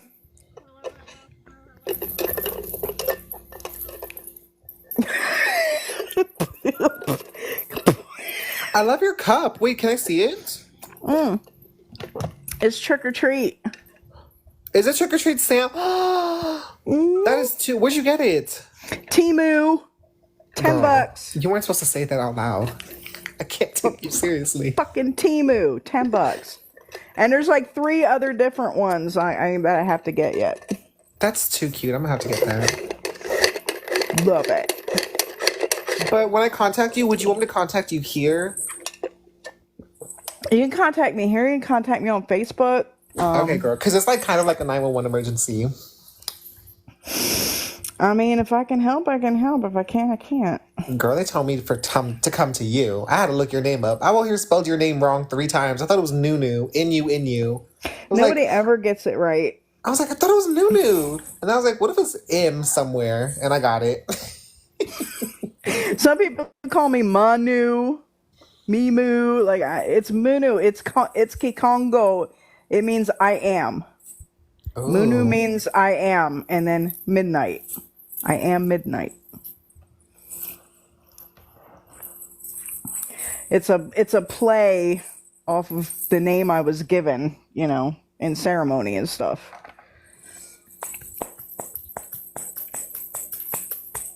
That's my name. My name I got in ceremony from Navalia, which is razor, but it's a spirit line of Pombagiras, and so her name is Maria Razor or Navalia. And so in Brazil you see a lot of that where they'll be like of and then blank spirit. I found out recently I have a Tomasa with me now. Ooh. Yeah. That's a new one. Never had one of them before. Apparently she wants like Virginia Slims and like all this fucking this. And I'm like, bitch. My You better be do something. Do something. She wanted chocolate something. cigarettes. I was like, now girl, in what era are we in right now for some damn chocolate cigarettes? She doesn't want the cool. She says she wants the chocolate cigarette. Like actual chocolate cigarette or like cloves or something? Actual. So I have to get them imported from my godfather in Brazil because apparently they're still made over there. But why don't you just get some chocolate and make your own? She's bougie. Bougie better be bringing money in for that shit then. That's all I gotta fucking say. I usually get like a bundle because he'll send me like a package of everything and that lasts me for the year. Like 6 packs and I give her a cigarette every week. There you go. Make it last. Yo, my Hitana be wanting so much fucking shit. And I was literally like, bitch, okay, you're going to bring me readings. You're going to get $5 from every fucking reading I do. You have a tip jar. When you save up enough fucking money to get all this shit, you can have it. So bring in them fucking readings. Mm-hmm. She my actually Hitana almost has enough. She wants a whole new outfit. Like the whole shebang, a new wig. Oh, do you have she a wants spirit doll for her? She has a mannequin. Ooh, very bougie. That's what she wanted. So, like, I had a doll for her, a Monica, and she hated it. And she's like, I want a big doll. And every doll I looked at, she's like, bigger. And I'm like, bitch, you want a fucking whole mannequin? She's like, yes. It's funny too, especially when you tell your spirit team, oh, if you want this, you're gonna have to pay for it. And out of nowhere, the money comes, and you're like, where did this come from? Like, there's no way this just came out of nowhere. I was just having that conversation last night with some of my other people because they're like, you need to do this. I want this. You got to do that. But I'm like, okay, provide the fucking means to do it, and we're going to do it. But I need this much and this much and this much, so bring it in. So we're going to see. I'm doing a psychic fair on Saturday. So if the money fucking comes in, We'll do all the things. But the other ones, like this Tomasa that's around hanging the fuck out, and she's like, I want this and that. I'm like, bitch, you work. We work here. You need to work for the things you want. You need to earn them. I wish Witch Talk understood that. Stop spending hundreds and hundreds on your spirits when they're not working for it. Because that's coming out of your paycheck.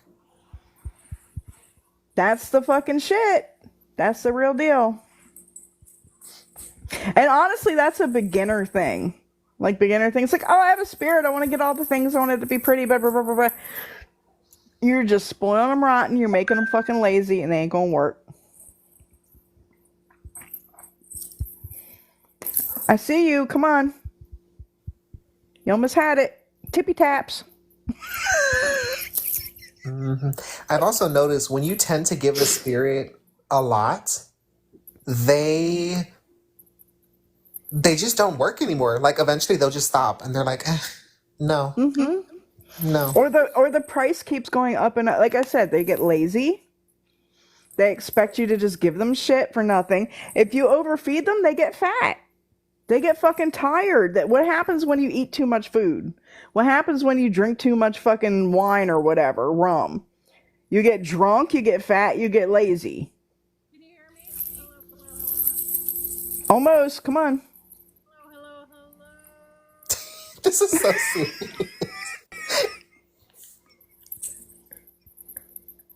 Hello? Come on. Come on. I'm pulling you in. Come on.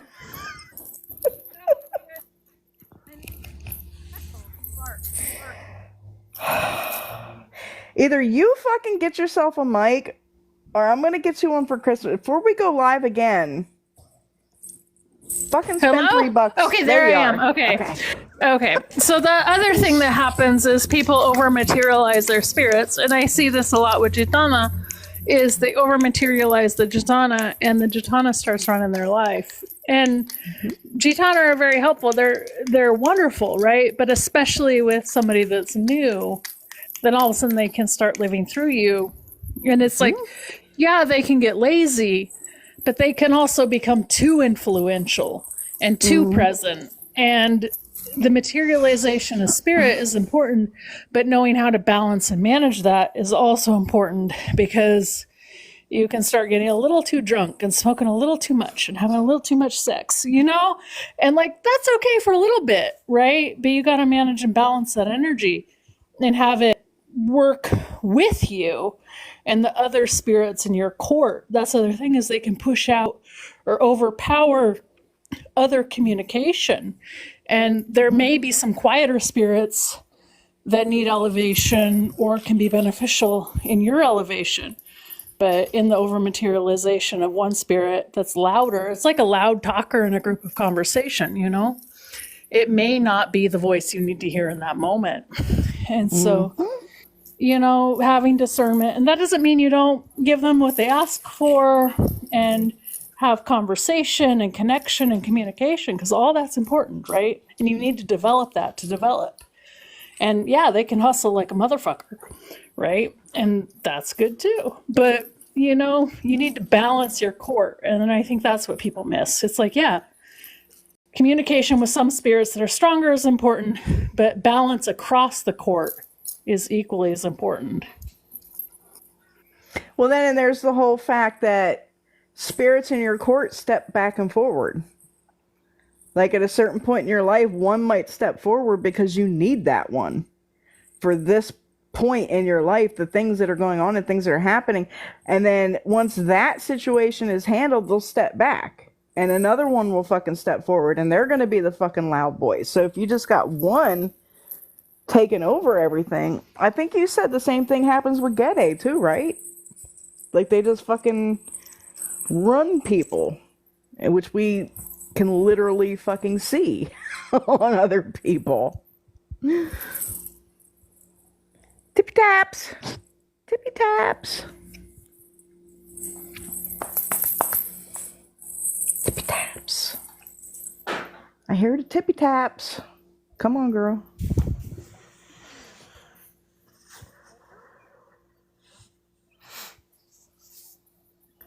I hear you trying.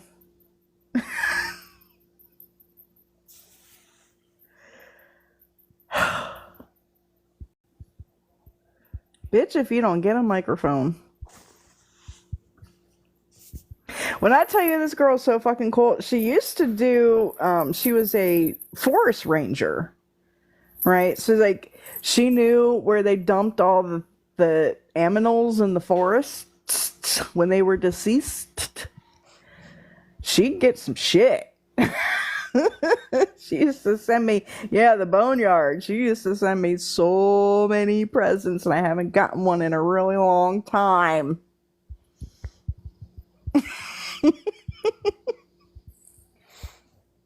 You're almost there. I saw the blue line. I know my birthday's coming. What the fuck you think I'm talking about? But Christmas is coming. I'm gonna buy your ass a microphone if you don't go out and buy yourself a $3 goddamn microphone. Come on, girl.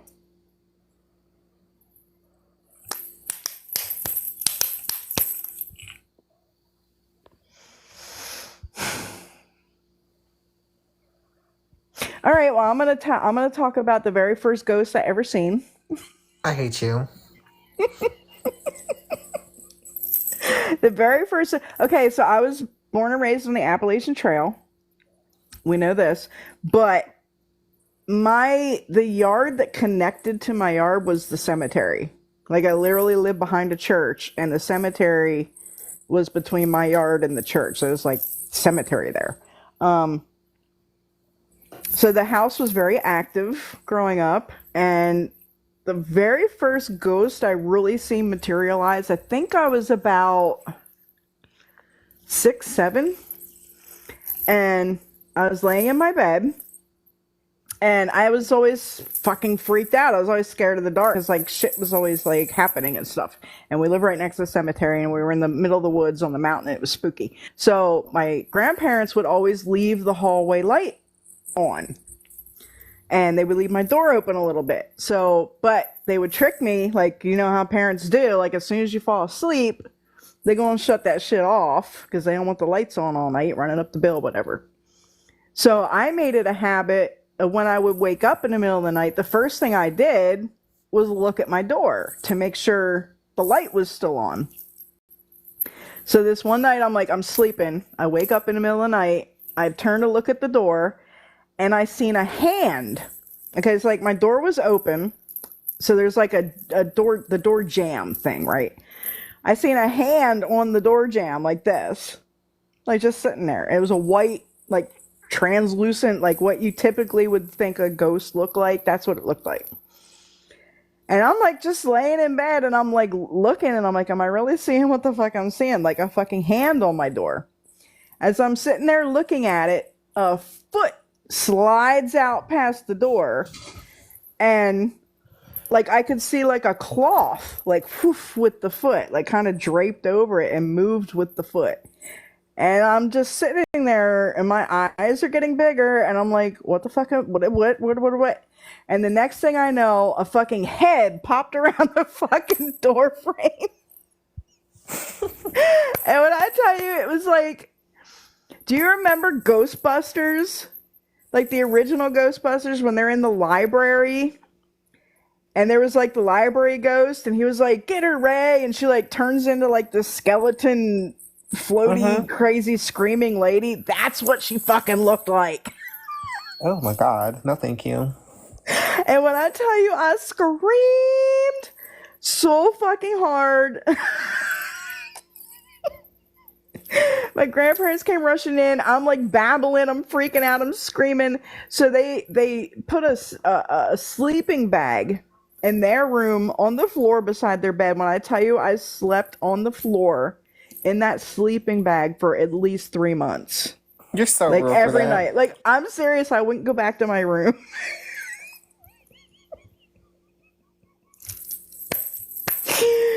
It was some freaky shit. First ghost experience ever.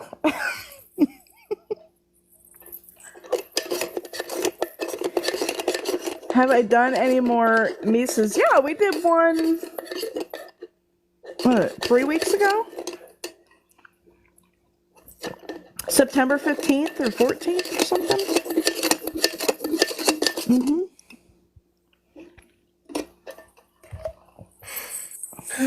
On that note, I think I'm gonna head out because I suddenly message you, Yeah, and I'm kind of message me. tired. Tell me what's going on. Okay, it was nice meeting you, Grand. I hope you get a new mic. I'm going to buy her one for Christmas if she doesn't buy herself one. All right, Pookies. Y'all have a good night. I'll talk to y'all later. Well, I'll talk to you Okay. right now, but but still. I can't wait to hear this. This is Oh my gosh, probably my gonna. thing's glitched. It won't let me. It's Can you gotta kick me be out? good. It's gotta be good if you won't say it publicly. It won't. It won't let me out. Disconnect.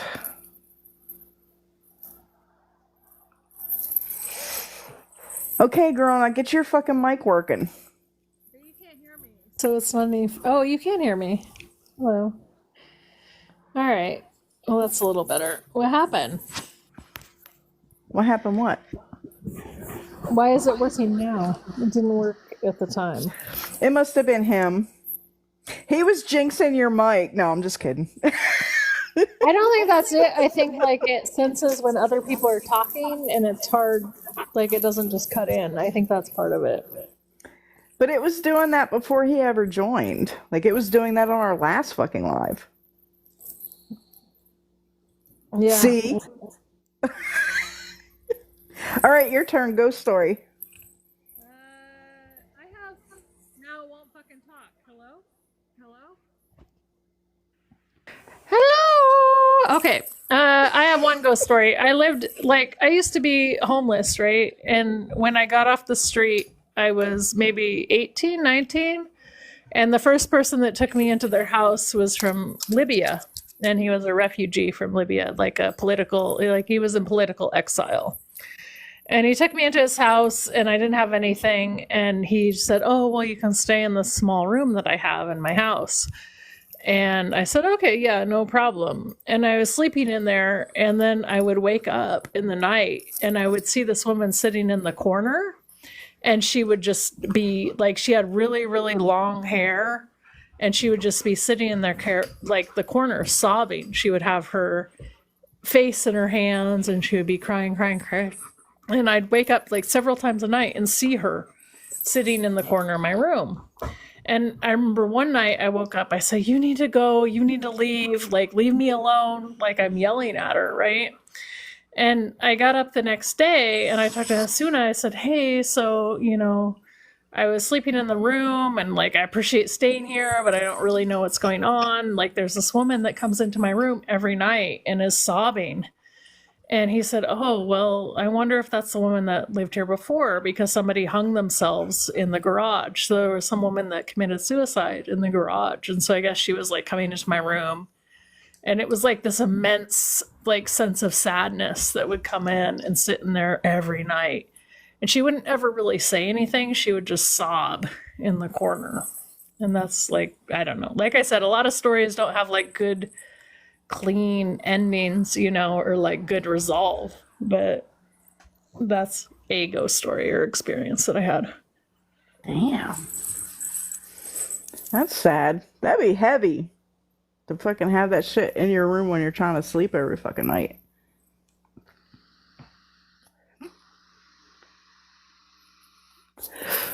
Okay, well, I can tell a goofy one. This one happened at my cousin's house because my aunt used to babysit me while my grandma worked all the time. And this one time, like I was spending the night, I had two cousins, two boys, Mark and Chad. And this particular weekend I was staying there, they had another friend stay over. I don't remember his name. I think it might have been Chris or something. So we were doing like a sleepover party, and Aunt Pauline put all these sleeping bags in the living room, and we were like camping out in the living room, whatever, all four of us. So like we go to sleep in our sleeping bags, and I wake up in the middle of the night, and from where the living room is, there's like this wall, and then there's like the doorway is here, and we're like right here. So I wake up, and the first thing I see is a light coming through the doorway of the kitchen. And it looked like the refrigerator light, right? Like, you know what that light looks like at night. So I'm like, oh, I wake everybody up. And I'm like, Aunt Pauline's in there getting some snacks. Like, let's go get some snacks. And they were like, yeah, snacks. So we could hear somebody fucking around in the kitchen. We saw the light from the refrigerator. We could hear dishes in the sink rattling. We could hear cabinet doors opening and closing. We're like, she's in there cooking something. She's making snacks. So we all get up and we walk around the corner to the kitchen. As soon as we turn the fucking corner, the refrigerator door slammed shut. Everything stopped and there was nobody in the kitchen. And we're like, what the fuck? Like, there's 4 of us. We all saw this shit, right? So we're like, where the fuck did she go? Well, the door to the basement was in the kitchen. So we're like, she must have fucking went downstairs. It was like the only place she could have fucking went, right? So we all fucking wander down the stairs to the fucking, it's black down there. There's no lights on. Like, but for some reason, we thought she was in the basement because she couldn't have went anywhere else. We go down there, turn on all the lights, and the basement was like, it attached to the garage, because the garage was like under the house kind of deal. And you had to go through, there was like the basement, there was like this little laundry room, and then you go through the laundry room, and then like it was the garage. We're wandering all over this fucking basement, like looking for, like, we're thinking she's playing hide and seek with us or something. Like, where the fuck is she? We go through the laundry room to go into the garage, and we get in the garage, and all of a sudden behind us we hear this slam, like real fucking loud bam, and we're like, holy fuck, and we all turn around and run back, and the lid to the washer machine had just gotten slammed down, like as hard as it could be fucking slammed down. We all freaked the fuck out, run upstairs, and we all went into my cousin's room in his closet. All 4 of us piled in his little fucking closet all night. We stayed in there all fucking night with a flashlight, like, just like, what the fuck? What the fuck's going on? Oh my god, did that really happen? That's my goofy ghost story, one of them. I don't know what it was. I didn't see it, but it was fucking moving shit around and fucking with shit.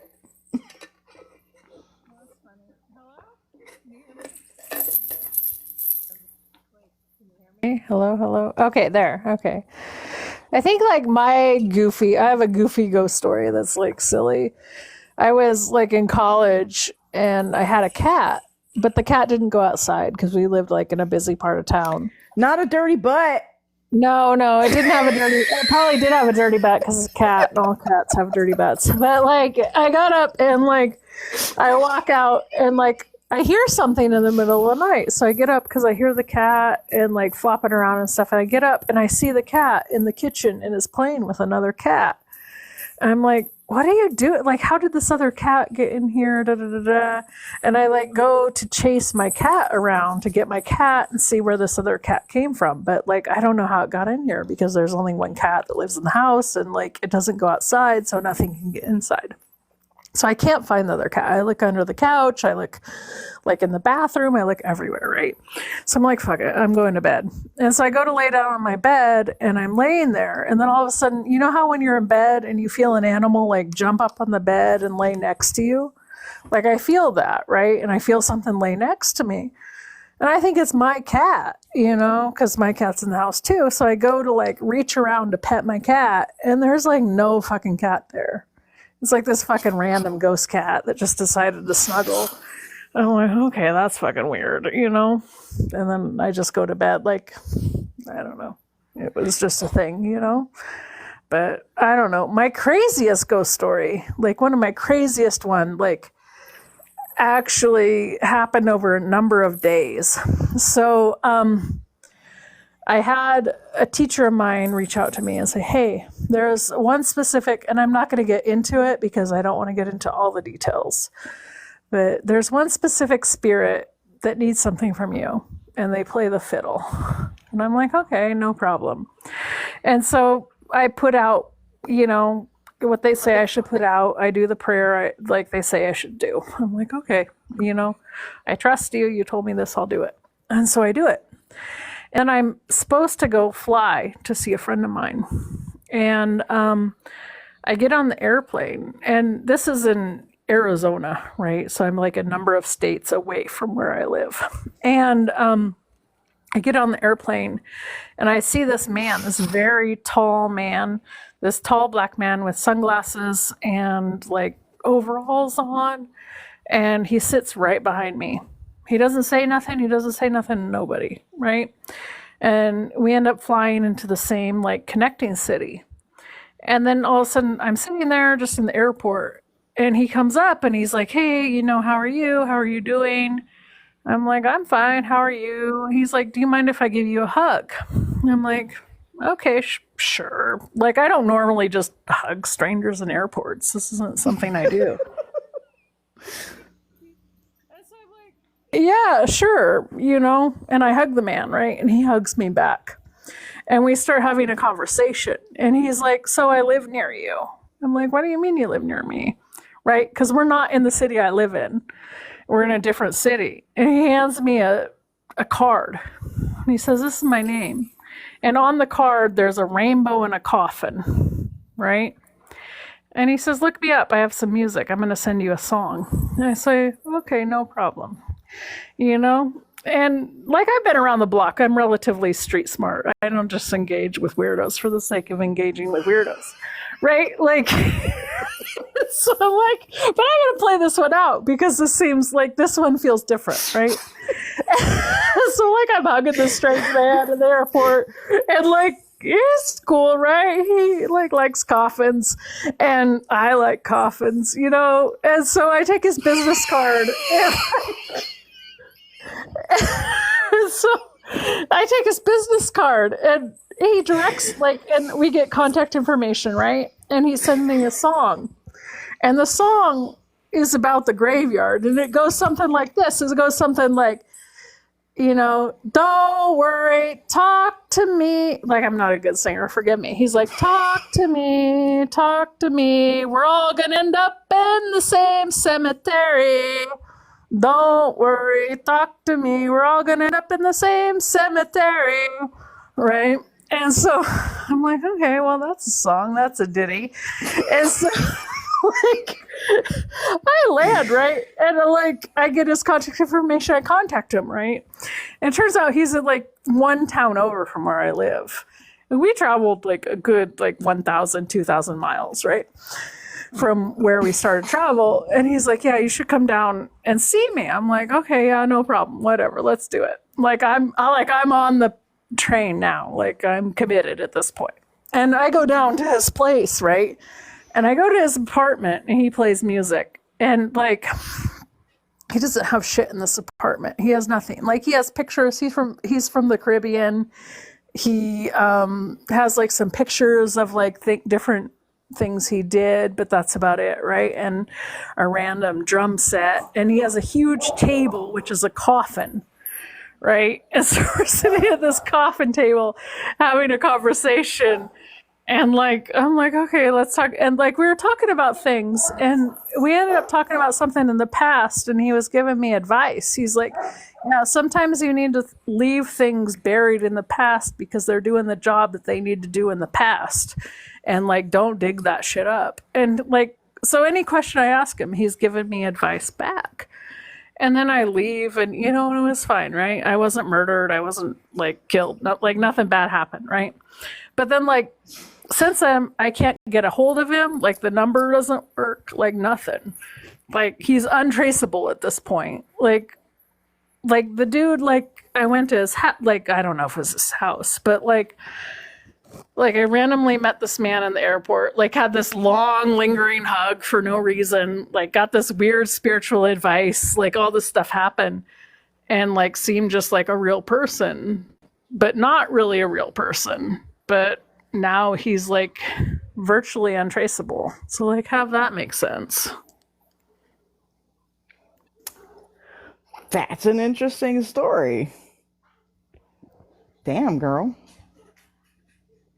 You fucking weirdo.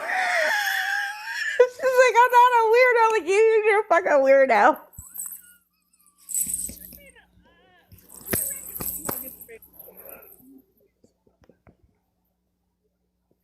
I hear you trying, tippy taps. It's crazy when you meet spirit in human form like that. I actually have a scenario kind of similar, but it's different. When we lived in Delaware, that little town Camden I was telling you about, it's so fucking weird. It's so funny, and it still doesn't make sense to me this day. I don't know what she was, but we know she wasn't fucking human. I don't know if she was a fucking alien, if she was a fucking mortal, if she was a fucking saint incarnate walking. I don't know what the fuck she was. But me and my husband used to go to this little diner. It was literally one of them old diners in like the silver tube, kind of like one of them old diners with the little bar stools and shit. We went to this diner a couple times a week, and we went this one time for breakfast. We go in, we sit in our fucking booth, blah, blah, blah, blah, blah.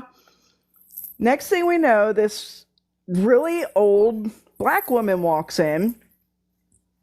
We saw her kind of out the corner of the eye walk in, and she turned and looked down at our row, and she made a beeline for us.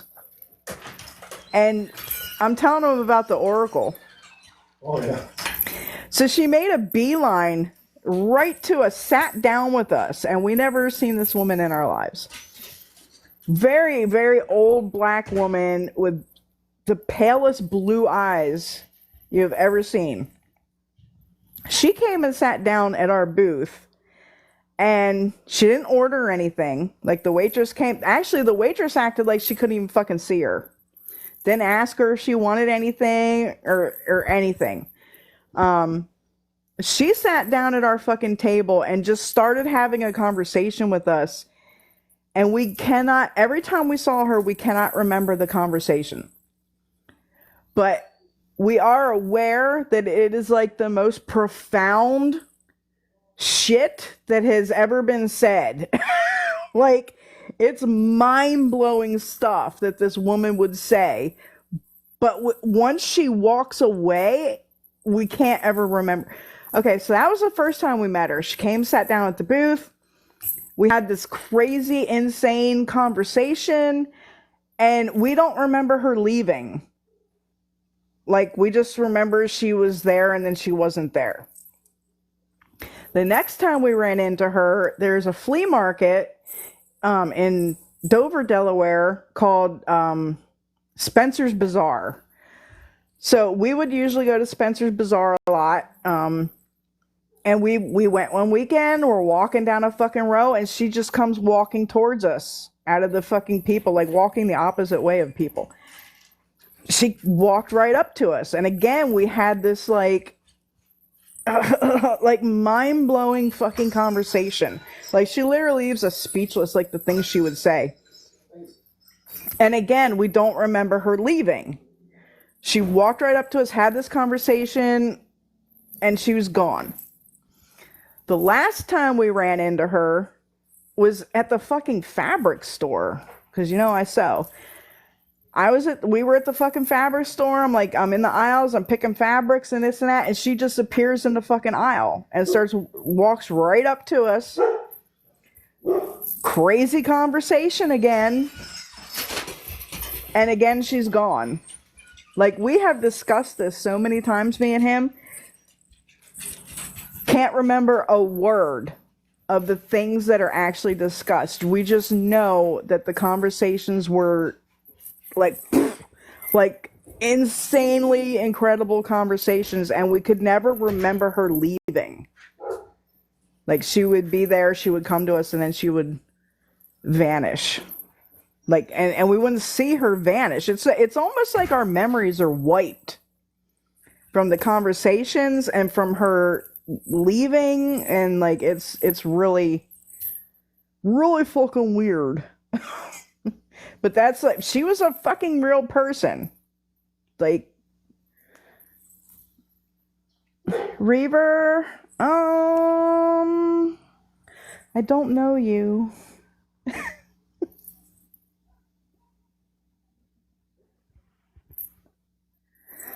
Where are you at, girl? Why do I smell mothballs all of a sudden? I hear tippy taps. Come on. You can. Anyway, we called her the Oracle because that's who she reminded us from. Like the Oracle from the Matrix. She was like this old black woman, and her eyes were like the most hypnotic thing ever. Palest, almost white blue eyes like you've ever seen on a person.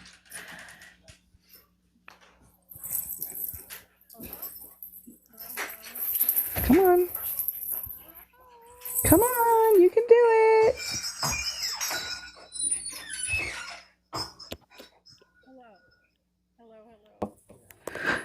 Okay. I mean, that's the thing is people want to think that the spirit world and the invisible world is like very separate. But there really is a lot of intersection between the material world and the spiritual world. And like what we see in the invisible world, we absolutely see in the visible world at the same time. But it all intersects, you know? Baby? People literally don't understand that the spirit world supports the physical world. Like, I don't know if you ever watched Stranger Things, but if anybody watched Stranger Things, like spirit world is like the upside down, where it's like a copy of our world in many ways, but in also many ways it's kind of the opposite of our world. Like if it's daytime in our world, it's nighttime in their world. Nighttime in their world is daytime in our world. That's why spirits are always more active at night. People don't realize shit like that. All night I've been smelling the weirdest shit, man. Earlier I was smelling leaves burning, but I only smelled it when I went out there. Like these windows are open. I got a wall of windows here. They're all fucking open. I don't smell it in here, but the minute I will walk out the room, I smell burning leaves or something out there. Now I'm smelling fucking mothballs.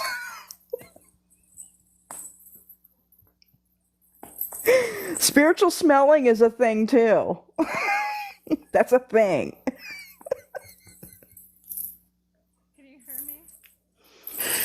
Okay, so one thing, like a while ago, I lost part of my sight, right? Like my visual sight.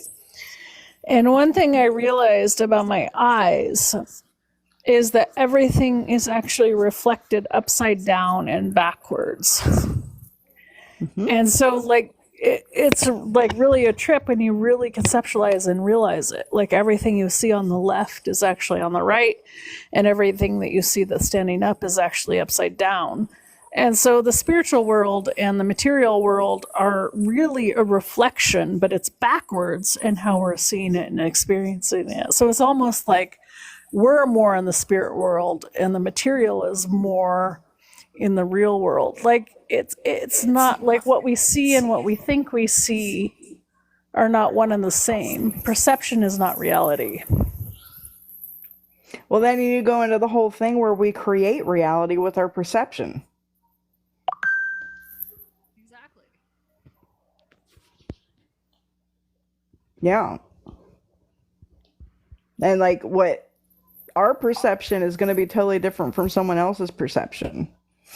Okay, Ader got a question. Nice to see you, hon. What about transference? Wasn't I talking about that earlier? A to B. Do you mean transportation or transference? Are you talking about like teleportation? Because you're saying from A to B. So I was actually having a conversation with her earlier about how in my traditions we do a transference thing, but it's actually someone buying it from you in a way. So, for example, if you have something you want to get rid of, you need to transfer it to somebody else to get rid of it. We would take it to the crossroads with money, leave it, and whoever takes that and takes the money just bought whatever the fuck you were trying to get rid of. They bought it from you. That's what the money's for. And so that's literally a transference. Transferring a subject from one person to another, like illness. Yeah, that's exactly what I'm talking about. So example, we had one where like if you had an infestation of something, let's say you have roaches or something like that. You take 3 of whatever you're infested with, if it's ants, roaches, termites, whatever the fuck you have an infestation of, mice, whatever. Put them in a paper bag with some fucking money. Take that shit to the crossroads. Whoever picks that bag up just bought your infestation. So now they're going to be infested with shit and you're not. Like, it's the same kind of deal, but we always do it as a payment kind of thing. Because I was having a conversation with her earlier because under the instruction of an elder, I disposed of something in a particular way at a crossroad with money, right? The same way we kind of do in my traditions that I was raised in. And I did it twice because I kind of fucked up the first time, so I had to repeat it. But the first time I did it, when I left it at the crossroad, when I went back that way, which wasn't a day or two later, it was gone. Somebody took the work, the money was in it. Like, I'm like, made the connection with my traditions. Like, did they just buy the thing I was removing? Right? So when I repeated it, because I fucked it up the first time, I disposed of it in the same manner, in the same place. That was months ago. Months. Like, I'm talking like March or something that I disposed of that work. It's still sitting there. It's still sitting there with the money in it. And you can see the money. Nobody has, and we're in the South, honey. Poor people around here, motherfucker. Ain't nobody taking that shit. And nobody has bought the thing that I was trying to remove. And I was having this conversation with her earlier. I'm wondering if that's the issue with some things that are going on, because nobody has taken it. Nobody has purchased it or bought the thing I was trying to remove, because it's still fucking sitting there. The city has mowed around it. They left it sitting there and mowed around it. Like, it's still fucking there. So like the first one was bought, that was taken, but the second one hasn't been bought. So is there another way? Like, what if you want to transfer it to someone specific? Nobody wants it, right? But somebody's gonna fucking buy that shit, god damn it. Do you know how many homeless people are around here? Yeah, I think that you can absolutely transfer it to somebody specific, but the way to do that you'd have to be close or personal to them, in my opinion. Like, you would have to leave it in their home, in their car, or somewhere where they're gonna fucking pick it up and take it with them. Yeah, something like that. I can't make it more appealing, girl. Like, the money's sitting right there. You can fucking see it. And that one had more money in it than the first one did.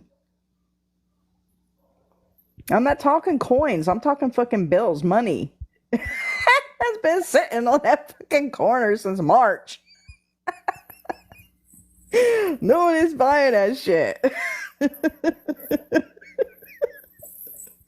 What's more appealing than money sitting in a fucking jar? Somebody's gonna buy it one of these goddamn days. It's killing me that the city mowed around it. They didn't even pick it up, throw it in the trash. They mowed around it.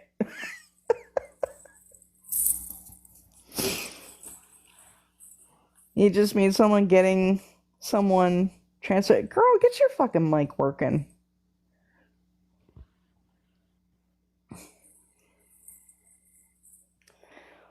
Yeah, that's what I'm saying. You can absolutely transfer things to other people, but you kind of got to do it in a tricky way. You got to trick them into taking it or buying it from you. Put it in a gift. Put it in a plant. Plants are great fucking gifts. You can put all kinds of shit in that fucking dirt. Give it to somebody.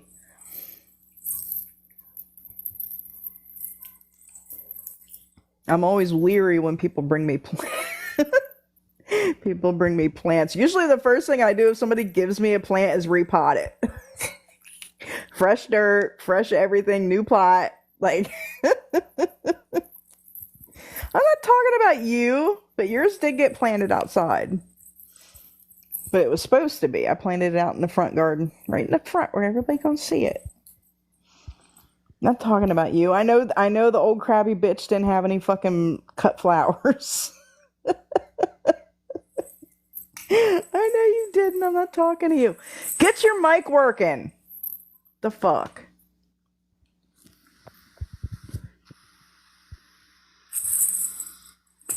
You almost had it. Hello?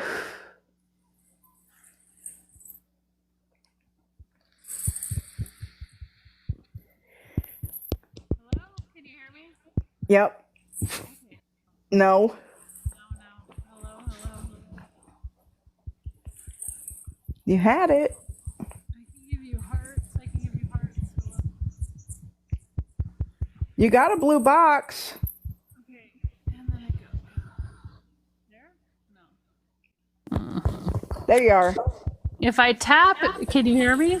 I hear it. You're there. Talk. No, and then it goes out. Okay. So, I mean, yeah, you can make things appealing in a number of ways. The thing is like, how do you give something to somebody without them knowing you're giving it to them, you know? And so there's a lot of ways to do it. And, like, it doesn't need to look the way that you think it needs to look. Like, maybe sometimes you make that stuff ash and you put it into something else, you know?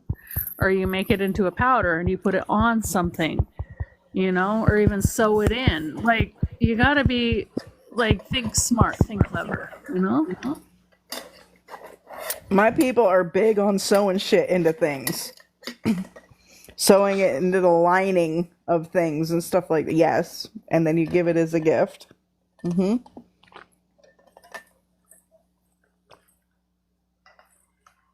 Nobody does that shit anymore. Wait, powders and ash? Absolutely. I am a huge proponent of powders and ash. Ain't nobody gonna identify the fucking nothing. And gonna pick it out. And gonna dig it out. Absolutely.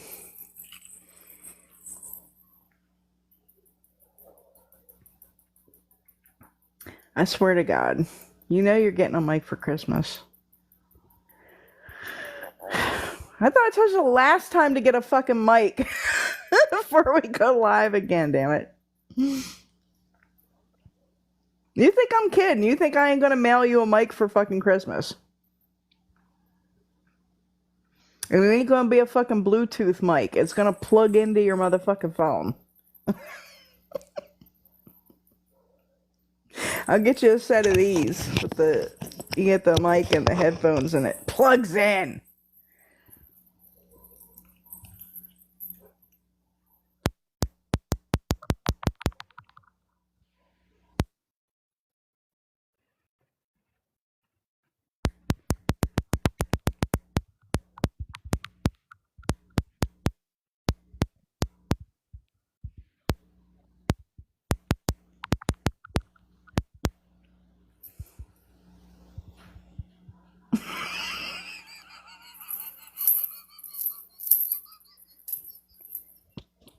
Can you hear me?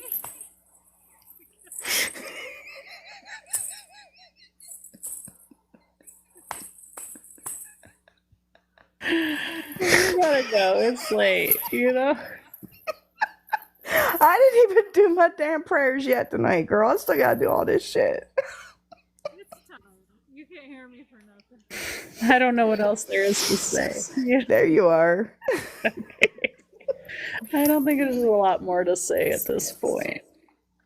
I can't even talk about it. Well, have fun. I don't know.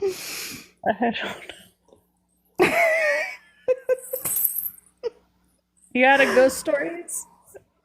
No, I'll never run out of ghost stories. I know you don't run out either. Next time, more stories. I'll get a mic, okay? So, Please. because this is painful, I'll be honest. It's like painful. You're gonna have no voice tomorrow just from yelling at nothing. Your husband's probably like, "What the fuck are you doing in there?" At one point, he was standing in the door, just looking at me. I'm like, don't worry, I'm not. Like, just he's standing in the door looking at you like, "God damn it," beating your phone, going, "Can you hear me now? Can you hear me now?"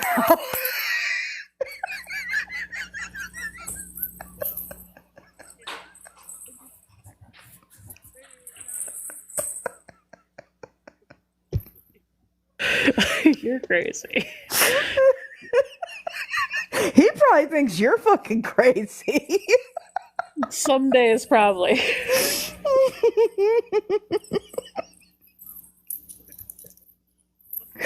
Oh shit, girl. All right. Yeah, it's almost midnight here. 2 minutes. So let me, yeah, I'm like, I gotta do my shit. And I didn't even get to that damn client fucking shit. I didn't think we were gonna be on here this long. Turned in, how long have we been on here? I don't even know. What was it, like 8 o'clock when we got on here? Something like that.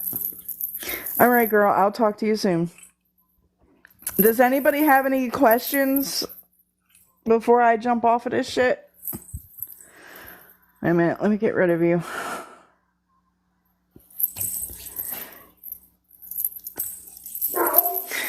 Okay, does anybody have any questions before I bounce? I guess I still got to do my people shit tonight. Anybody? You got two, count of 3. 1, Mississippi. 2, Mississippi. 3, Mississippi. No questions? Okay. I hope we did some entertaining tonight. We might have helped a few people. We probably gave some good advice somewhere. If you're in the Mississippi area, you can come see me in person this Saturday this Saturday at the Psychic Fair in Hattiesburg, Mississippi at Jay's Tavern.